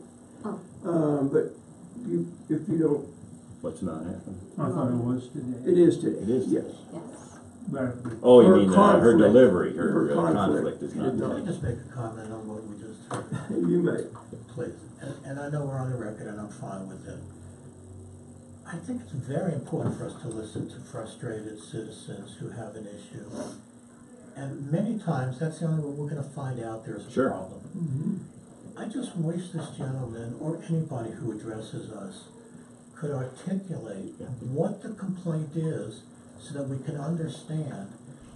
Bill, you said exactly right. You're not giving me particular, you're just saying, in general, that's not good, that's not gonna fly. And I asked him multiple times. We all did. So I just wanna comment that I think it's important to have people come to us and say, I've got an issue. I think that's really important.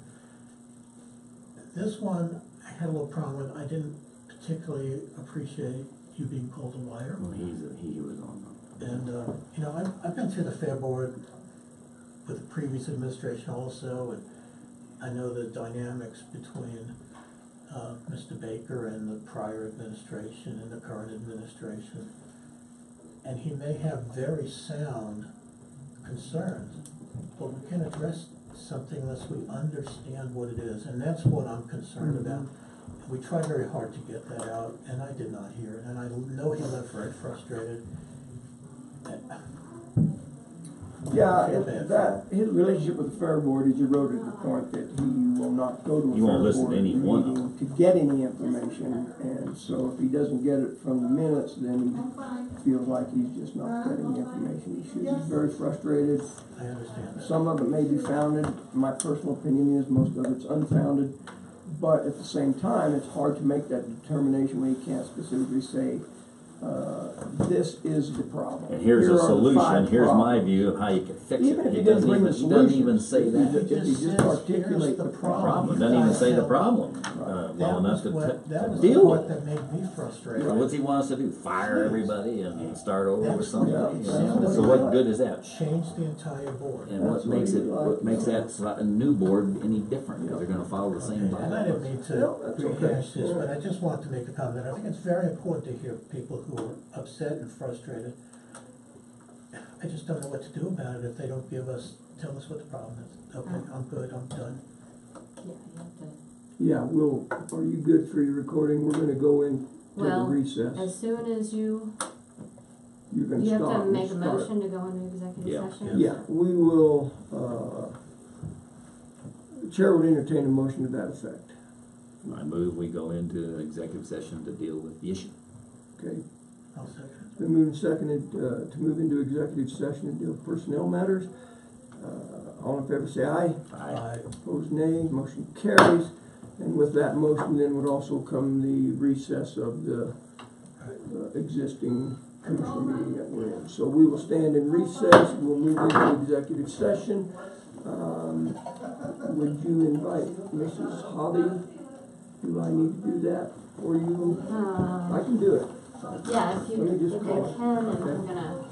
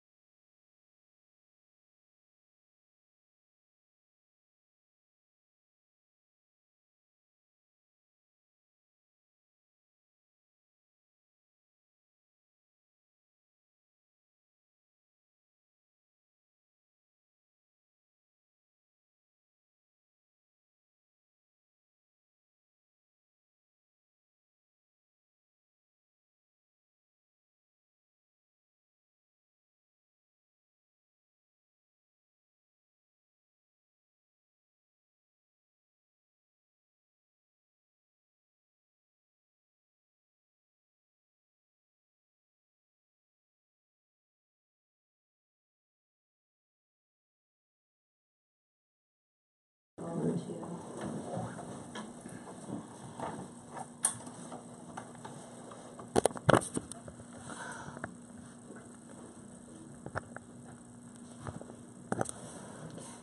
Good. Thank you.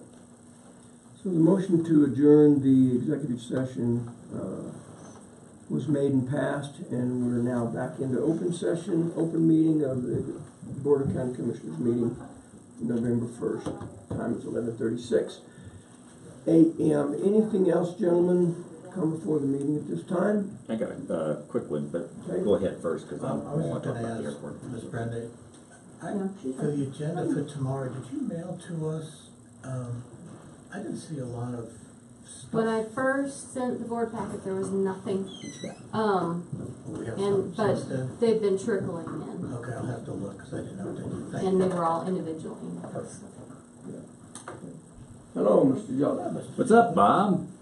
Just delivering this Anything else, Mr. Kanda? letter of interest. Yeah, I want to talk. Okay. Just real quick. Okay.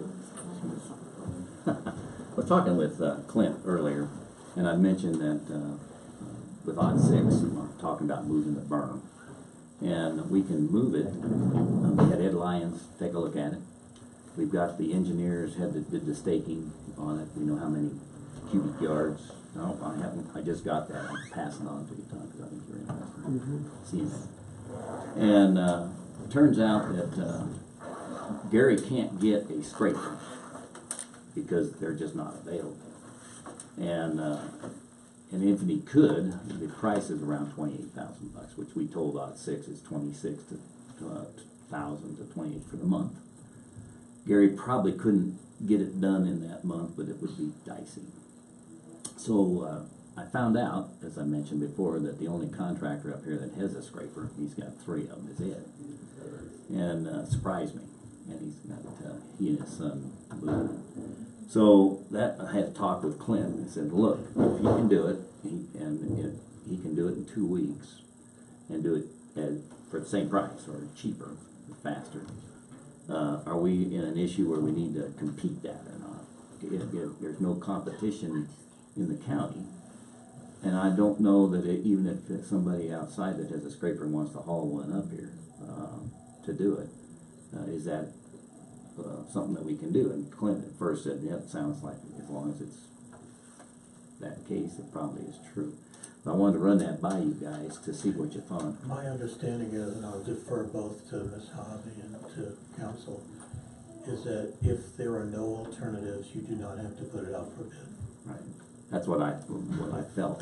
That's in our policy book, I remember reading that, because this question has come up previously, and we... Because I don't think, it would be an issue. And we're gonna open up for bid the actual runway improvements and the taxi, all that'll be open for everybody. That's a different issue. That's a different, and it's still being run through, our agent for that is Armstrong Engineering, and they're handling the mechanics of doing that. So we have the opportunity right now to get it done, and the odd six can land their airplane. And of course, they're paying for it. And so what that involves is the $28,000 that we would have had to pay, and they've already signed up to do that. And we've signed up to furnishing the labor, meaning Gary's time and whatever time it took to move it, and the fuel to execute it. And so, according to Ed, I had him go out and he did meet with the engineers, and he understands the actual cubic yards, and he ran it through his process. And he thinks he can do it in 2 weeks for the same price that we would have done it. So I don't see that that's an issue It's necessarily. actually a benefit, we're not going to use our personnel in our... That's field. right. It actually frees us up to do things that isn't a conflict. That's a better deal, actually, for us. So I just wanted to see how you felt, because I'm comfortable with it, personally. I'm comfortable without putting it out for bid, provided that, as you say, if they're really the only choice, I think we wouldn't be violating any rules that the county has. Do you agree with Ms. Hobby? That's true, and it's local preference as well. Yeah, it's a local guy. So it's both, it wins on 2. Okay, I have no issue with this. Well, I've got a couple issues. One, I disagree. I think whether we believe anybody can be competitive or not has nothing to do with whether or not we should put it out for bid. Well, that's true. So, But for $28,000, I mean, we got our butts toasted for the perception of Byerly having an air conditioning unit put on that sheriff's building for $6,000. The perception was he didn't put that out for bid, and in fact he did. And so I showed the documentation to the complaining party about that. But I think we need to give a serious look at $28,000. I think it needs to go out to bids. I don't anticipate one bit of difference in the outcome. I don't either. Differences. But here, let me have my second issue then. And my second issue is this, that I don't think as a Board of County Commissioners, we ever voted to authorize the county to use the county equipment and or labor or fuel. That's a good point I there. think we did. I don't think we did. I don't believe we've, well, I know we haven't voted to let whoever do it yet, because obviously we haven't let the bid out. That's right. So, but We actually we went there through was a lot of discussion about it. We had the I believe we did, because we wouldn't have committed Gary to doing it if we hadn't. But irrespective, BOCC is paying for it. And in fact, if they wanted to, they could gift it to us and say, well, I'm going to send, which they wanted to do in the first place. They were going to send up their stuff, and then they couldn't, because they just couldn't let it go. And so they offered to pay for it if we had the guys operate the equipment. Right. So we would have no say over who gets to participate in doing that excavation at all. They could just go do it, and we'd say, well, thanks. Right. So Right. that's how I'm looking at it. In fact, we're going to go one up. We're going to do better than that, because if we can save money for OT6, that's our goal. You know, they're appreciating that's that. our goal at all. I couldn't care less. Well, no. For them or not. I care about the county. Well, I do too. As long as we can do it and make everybody happy, I'm happy to. You're right. So anyway, I'm good either way. And if we had to do it, that would mean probably, I don't know what the process would be to put it out to bid, put it in the paper for a week, and see what we get. You know, See, it's we would obviously. need an RFP. I mean, it'll be something big. I mean, it would be not a huge undertaking, but kind of. Does Armstrong have kind of an RFP? Well, they'll put it out for us if we want them to. And That's not a so hard that thing. takes, I mean, so then we're talking instant turnaround to the newspaper. So, but you know, an RFP a lot of time is a hard thing to come up with. Tom's point is well taken. I mean, it's It the is. correct. That's why I brought it up. Yeah, no, it's the correct, safe way to go. You know, I was hung up on there is no alternative, but we really don't know that until no one else steps forward. Somebody can try. Oh yeah, there's alternatives in my book. Whether somebody will take an advantage For of that. it with, who knows for that. Or where they can do it for them. But I don't think that's our I agree. right to put that on somebody else. I mean, Seifert may decide he wants to go buy a scraper and do this job. And then do it for. But if we don't give him the opportunity, then I think we're shortchanging the process. And I personally, I don't particularly care how long it takes. I think we could put an ad in the paper or an article in the paper and request bids to move X number of cubic yards of dirt, and we need those bids by 4 o'clock on a certain date and be done with it. This was not time critical, is it? Yeah, it is. It's starting to get that way Because of the weather. freezing ground. And OT6 wants to land their airplane up there. So that's what If stopped we're it. 2 weeks later or 3 weeks later, even a month later, waiting on bids and. If it's a month, it's gone, because the ground's gonna be frozen. You can't efficiently operate it. So How many, is best your recollection, how many cubic yards? let me pull it up. Easier.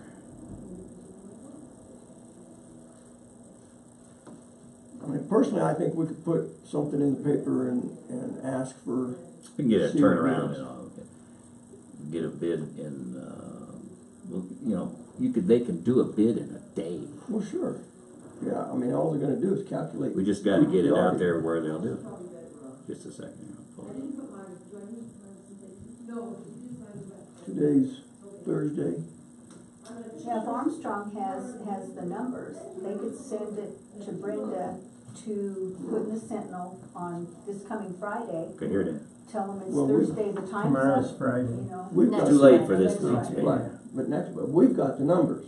Yeah, and So so, you we know, can that's, throw the I numbers mean, that's in. the hardest part is So it's, knowing what you the want. runway grading should have 25,000 cubic yards of excavation and 1,300 cubic yards of embankment. So 38,000 yards of moving. No, 27,000. I think what you said about having Armstrong send it to me. Yeah, I I mean, mean, she because just, I don't wanna She can have, post it. she posted on behalf of the airport board. Yeah, I because think that's the they're, right thing to you know, do. and we can put it on the website. site, and then Do voucher that, that give them, payment, 4 or 5 days to respond, and we know, we know what Ed can do it for. He's gonna do it for exactly what we were gonna do it for. So it's $28,000. $1.03 a yard. And he was gonna do it, for the fuel, whatever we thought our labor cost, and it's not very much, whatever we're paying Gary to do it. The trouble is time. We only have one scraper and going in circles. Ed will have two, and he can get it done quicker, so it's more efficient. So you're saying it's 28,000 plus the fuel or not? Yeah, we have to pay for the fuel. If we were operating it, we'd be putting the fuel. Well, I agree, Oh, but wait a minute. That's I 9,000. thought we were saving manpower and fuel, so him. We do save it because they can do it faster. In other words, Ed will be more efficient doing it. but if I understand you right, he's saying 28,000 plus his cost of Sure. fuel and labor. Yeah, Yeah, Same no, thing. We need to go to bid then. that's the same. Well, we need It's to the make same sure- thing that we were. Well, sure, That's it our was, cost. but I guarantee That's you the whole we thing. could do it more It's not efficiently really what than it's Just a anybody total else. Yeah. would be, Go ahead, Don. and that we make sure that we put in, it needs to be completed. The bids need to be here by Right. noon for you guys Right. to open, and the job must be completed, or a penalty will, something, so that. See, that would be whatever That little whoever window that we bid it need for. it. Agree. Because they would have to calculate what it takes them to make the round trips and figure out the fuel load, just like Ed did, or just like we did. No, I thought it was a turnkey at 20. Yeah, I thought 28,000 No, that would do was it. the rental on the equipment, and then remember the deal was we would operate it. I'm confused. If we hire Ed to do it, and he does it for 26,000 Plus his plus Labor and fuel. and fuel. figured the time, So, 2 weeks worth of a Why guy don't we sitting rent on the thing and do it ourselves? the same thing. That's what we did. That's what we agreed to do with BOCC. What would Ed Lyon lease the grader to our road and bridge folks? Well, we could, but we've got one guy that can operate. That happens to be the road boss. Unless we could get Rusty, man, he's good on that. Well, Rusty strip could do with it the too. landfill. So anyway, I don't have a problem doing that. I think we should put the RFP out. Yeah, I mean, we're looking at $35,000, $40,000. Yeah, when it was originally built, I thought we were talking turnkey, he could do it for less money and do it sooner, but now I understand. You can, but the total price, you gotta figure the total effort. It was our labor, our fuel, and the lease. And Lot 6 was paying for the lease.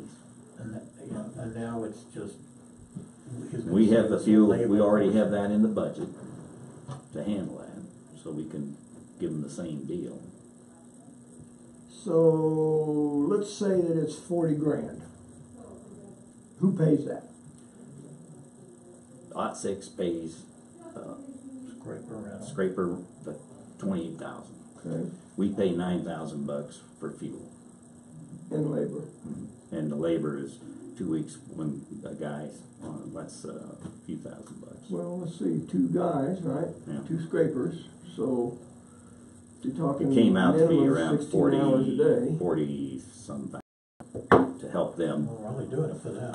I mean, why wouldn't they pay the whole thing? Well, it's more than, because the improvement is more than just them. It benefits the other airplanes that we're allowing to come in as well. We haven't needed this berm out of there and how Well, long this airport's been that's right, open, we're doing it but for them. remember, They should pay for when it. we agreed, that's right, and when we agreed to do it in the first place, we actually used some economic development money, because we knew it was gonna, to do the engineering on it. when we discussed the testing on the runway, because it benefited us. I objected to that too, but that's another, I did, because I feel it was an economic development issue, but that's not the point. Yeah. That's done, And actually, it's decided, and it's over. Yeah, and But I believe. I'm sitting here, hang on one second, let me just make my point. My point is, at least today, and up until today, it hasn't been an issue, but today it's an issue because Odd Six wants to bring their larger airplane in. Look, they've been Yeah, they've been wonderful. However, we're doing it for their I agree. benefit. They should I pay believe for it. I believe they will pay more than that, to tell you the truth. I haven't talked to them about it, because we originally cut the deal. We were gonna get a scraper, and we were gonna go do the labor for them. That was what we agreed. Yeah, and we never voted on that either. I'm not, That yeah, was a I recommended absolutely agree with that. plan, so I wanna just be careful about that. We need to go Maybe- back and look maybe- at the minutes, I'll have to we look, need I'll have to to, look. But that's okay, we can, it's all right, we can go out on a bid and make it happen. That's not the point. We go out on a bid, I think we all agree we're gonna go out on a bid, because Commissioner Flower was absolutely right. I agree. We need to do that, because we don't know. We're guessing that Ed Lyon's the only one. He's right. I concur with that completely. I take back my let's move forward, okay? But here's the issue I'm really having now. Why is the county paying $15,000 to make an improvement for Odd Six when it's for their benefit? This is my issue. And I think philosophically, we talked about, we may not have all agreed, but I think we talked about that the county's gonna receive some benefit from whatever these projects down there are. You know what? If we only allowed Ot 6 to come in, then I'm on board with you 100%. Right, that's not. But we're gonna allow other people to come in and land and get Jet A fuel We're gonna and make use that facility. How often has this occurred? Well, it hasn't, because it we wasn't. don't have That's Jet right. A. Actually, that's right, and we So- actually do have a new person with a jet, King Air turboprop, that put his airplane in a hangar out here and is excited about being able to use the runway and the fuel. Well, he ought to pay It just, for some it reminds me, too, by the then. way, I think I misstated. I think Odd Six agreed to pay, what it was gonna cost, the rental and the fuel. I think the labor is what we had on the deal. Okay, if But anyway, we- I can okay, clarify if we- that, that's yeah, it. and please do, because I'm very confused. And it seems like I've been saying a lot this morning, and maybe it's Don't me. be confused. Maybe it's me, I don't know, but what, I'm trying to wrap my head around what our obligation is and what benefit we're getting from it. I think the only obligation we signed up to is to the time, and Gary's time to operate that And machine. that is the That's one, what and I- that is the one thing I would say, I Yeah, can that's what- buy off on that. That's right, that's where we Because this is are. a sunk cost for us. We're gonna pay Gary whether he's out there doing that or he's And we'll save overseeing time some- if somebody hang else on a does it. second, I please agree. let me finish. We're gonna pay Gary to work whether he's out there running this machine to get rid of the berm or he's driving around supervising it. It's a That's sunk right. cost regardless. Right. Okay, the additional cost, I don't think we should incur for any of I don't this, have a in my problem. opinion. I agree. Okay, well, and it may come back and Ot 6 may say, no, we talked about fuel and labor, we'll And discuss then- that. And then let's sit And down and we discuss can it. make a rational decision. I'm comfortable with that. I'm I'm not concerned about Gary because that is a sunk cost regardless. He's not gonna do it on overtime where we pay him extra. So we'll see how excited they are to get it done more as timely as we're doing. And, I think it's the right way to go. I think I get Armstrong to get an RFP together and. Great. And I think, Donna's right, we need to obviously have a start date, ending date, we want the work performed by this period of time. My question is, and that we haven't talked about this, is where are these 27,000 cubic yards of dirt going to go? That was part of the staking. And where is that? On the end of the berm where the dip goes off after the berm. I talked to Rusty. And they're taking 500, the rest of it was, there's 300 cubic yards they want to have pulled up onto the south end of the taxiway, the current or the ramp. Because they want to be able to pull that back in next year when they get ready to actually excavate it and fill it. But the other yardage is going, And Ed looked at it, it's really a quick third of a mile turn with his equipment, right at the end, on the south end of the South end of berm the- that exists now. of the runway or No, the the south berm. end of the berm? South If end of they're the gonna berm. They move it just to the east, they're gonna move it to the south. South, and then they're gonna do the loop back to the east and just make the loop. I get that, but the deposition of the Yes, material is but gonna be right at to the south and not to the we'll east. play on, that's correct. South and to the east side of the runway. Right, but where the berm ends. That berm is a half a mile long, roughly. So that's easy to spec out, and it's easy to get in onto the notice, and just see where it goes. Well, I personally, I think that's the prudent That's why I brought way it up. for us to go about this. To get an opinion, but I can, you know, if there was And then- something else in the rules when Clint and I were talking about it because of whatever, then that's. Well, I mean, just for my legal input, the purchasing policy would, I think, allow you to go ahead, because it says that you can make a purchase without a bid if there's only one known source of the purchase for a product or service. Here we're talking about a service. You can choose to do that. If we were absolutely satisfied Ed Line was the only one that had the ability to bring in his own scraper and do this. But there's also some language under exceptions. Exceptions to the purchasing policy will be determined on a case-by-case basis by the Board of County Commissioners if you felt there's, and if there's an emergency situation, I don't think it's an emergency, but it would be desirable to get the work done. And then, of course, there's the language about local advantage in the purchasing policy. By the way, there was one other cost that made it more attractive for Ed to do it, and that was in order to get it here for the $28,000, you gotta spend $6 to get it up here. And so that's an additional window that makes it harder to beat. Don't doubt that at all. You see, so that makes it harder for somebody else to come from out of town. And it just limits it. Right. Anyway, I don't have a problem doing that, and we do have enough time if they can get with it within the next week. Start. You know, if, in regard to what Don said about the local advantage, which is what we're talking about, not having to haul stuff up here, and in respect of what Attorney Smith just said about if there is a known source, is that correct? What was the wording? Only one known source. Only one known source. Well, that is the case. so is it the case? See, that's the thing. I know for a fact there are other people who own scrapers. Whether they want to come up here or not, I don't know that. What that meant locally, though, Tom. Well, no, it doesn't say locally, or it would have said locally. The local advantage is separate from a known. There's three different Right. cases. Well, I know you can you can go rent a scraper. Right, exactly. If you So wanted does to, but that can fall you get it into timely? We have a But time there's issue nothing we in, can spec well, in there. nothing in the law about No, time. that's not, Yes, but in the you could RFP time. there is. It's up to us to spec when we want it to It the is. service. And if It they is. can't meet that limits it to whoever I'd comes like to in. hear what this topic. I have one question, which is why I came in here initially, because I wanted to ask Bill about the airport money. I am trying to do the supplemental budgets. Oh, yeah.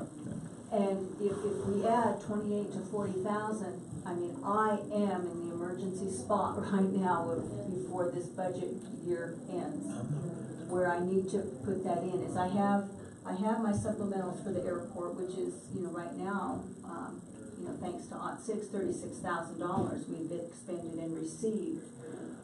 But if I write a check out or I put this in and I can't get it on a supplemental budget for this year, it's kind of odd. So what does that mean mechanically? Because OT6 is going to send us a check tomorrow if I asked him to. And I think I'm on the agenda When do for you the have to do it? 14th with my supplementals, and that way I have a little bit more time to make sure that we have not exceeded our expenditures for the year in each fund, and we have, but of course we have the revenue to back it up, but I Right, do have to show that. that's what I'm asking, so the revenue comes in, when do you have to have the revenue to be spread?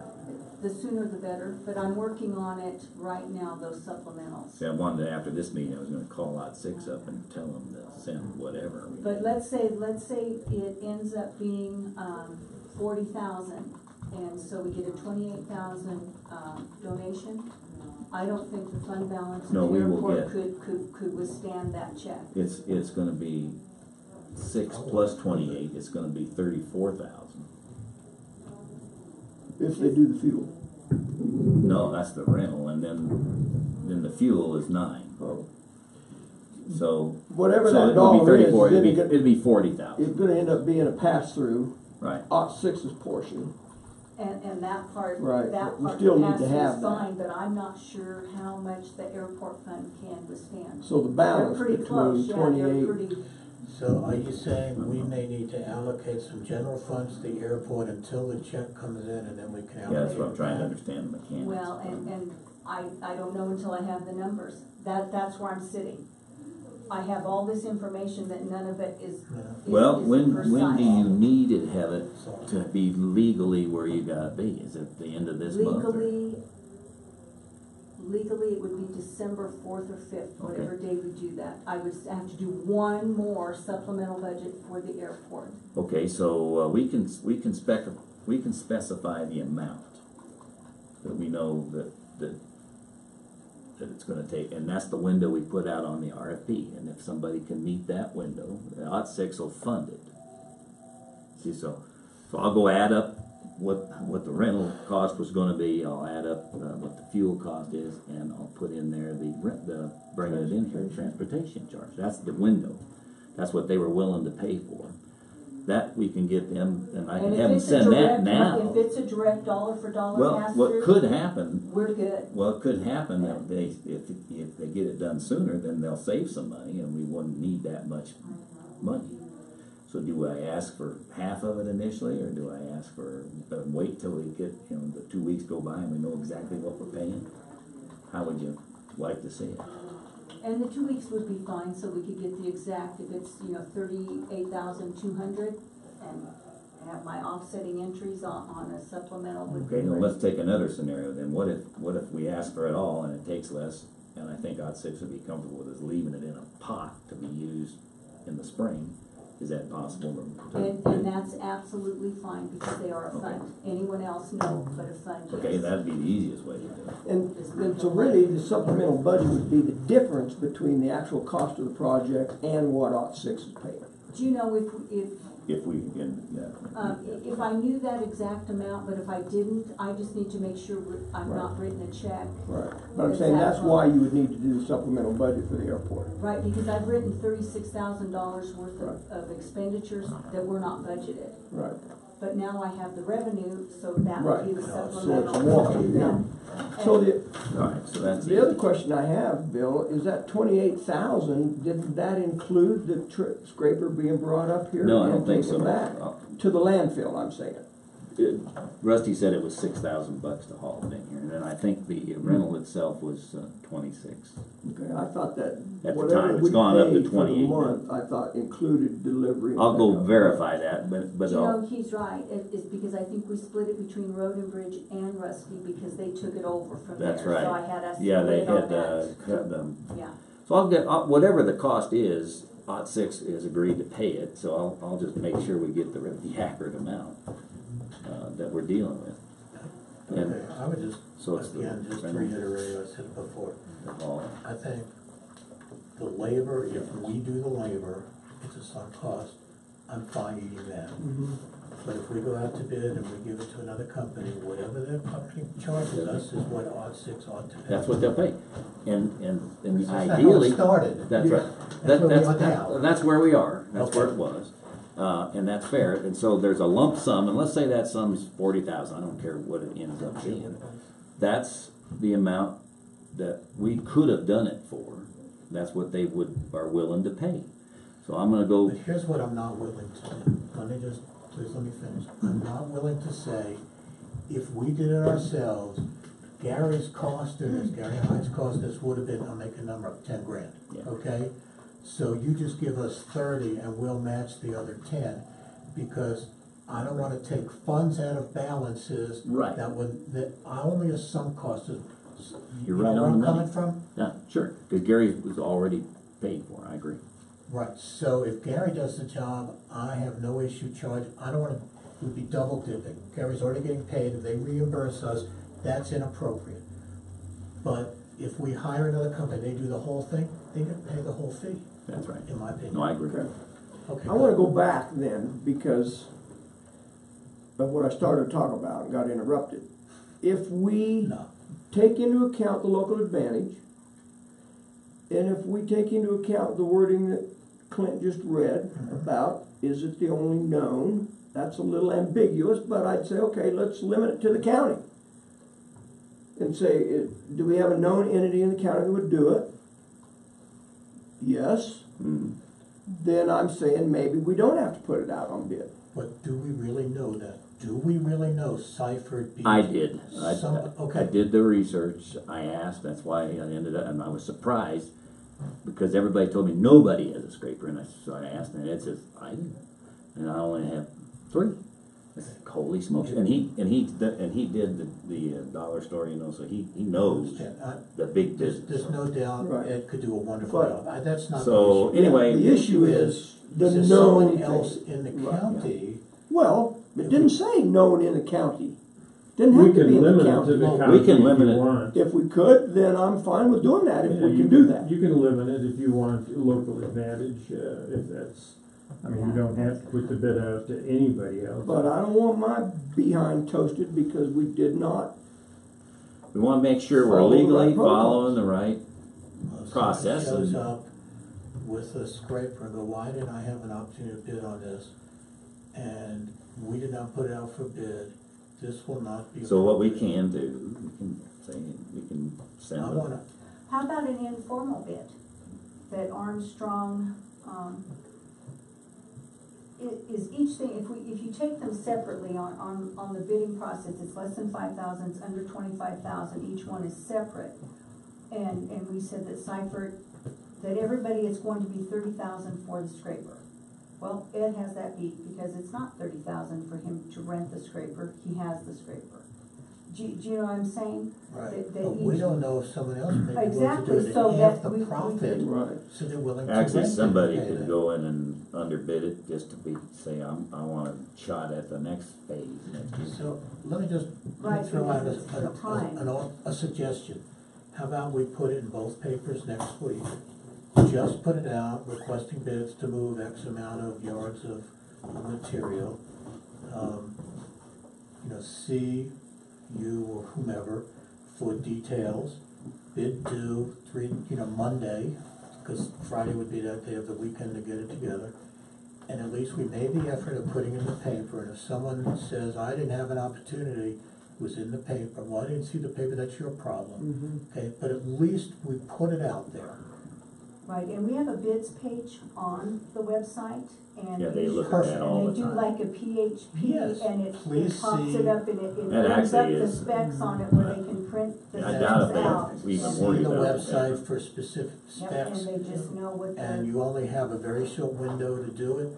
And that way I feel comfortable we have met yeah, it probably won't more take than much the longer. letter of the law, the spirit of the law, which is more. The only difference is, you're right, is Ed could start sooner, and it doesn't matter, as long as we got a window there to finish it before the ground freezes. And I don't, in my line of thinking, I don't know that Armstrong needs to be involved. They're not doing it. No, but they've got, They did the staking. see, they've agreed to be our, without cost. And, BOCC has already paid for their time, and they put it in the contract, they'll work with us to do whatever. So we can get them with a formatted RFP and say, here it is, here's what, and they know the actual details, they can talk cubic yards, and they can talk where it needs to be, and clarify questions. And we have a rather couple than- days to get this together, because, the papers don't need to know, I think the Trib needs to know probably Tuesday, and probably Wednesday for the Sentinel. So we have tomorrow, Monday and Tuesday, if we made the phone call to Armstrong, or if we did it ourselves, then we can get Esvern to put it on the, Yeah, let me, and that gives me time to talk to BOCC too, to make sure that, Yeah. that they're good with the cap. See, we're gonna cap this, is what we would. now wait a minute, when's this?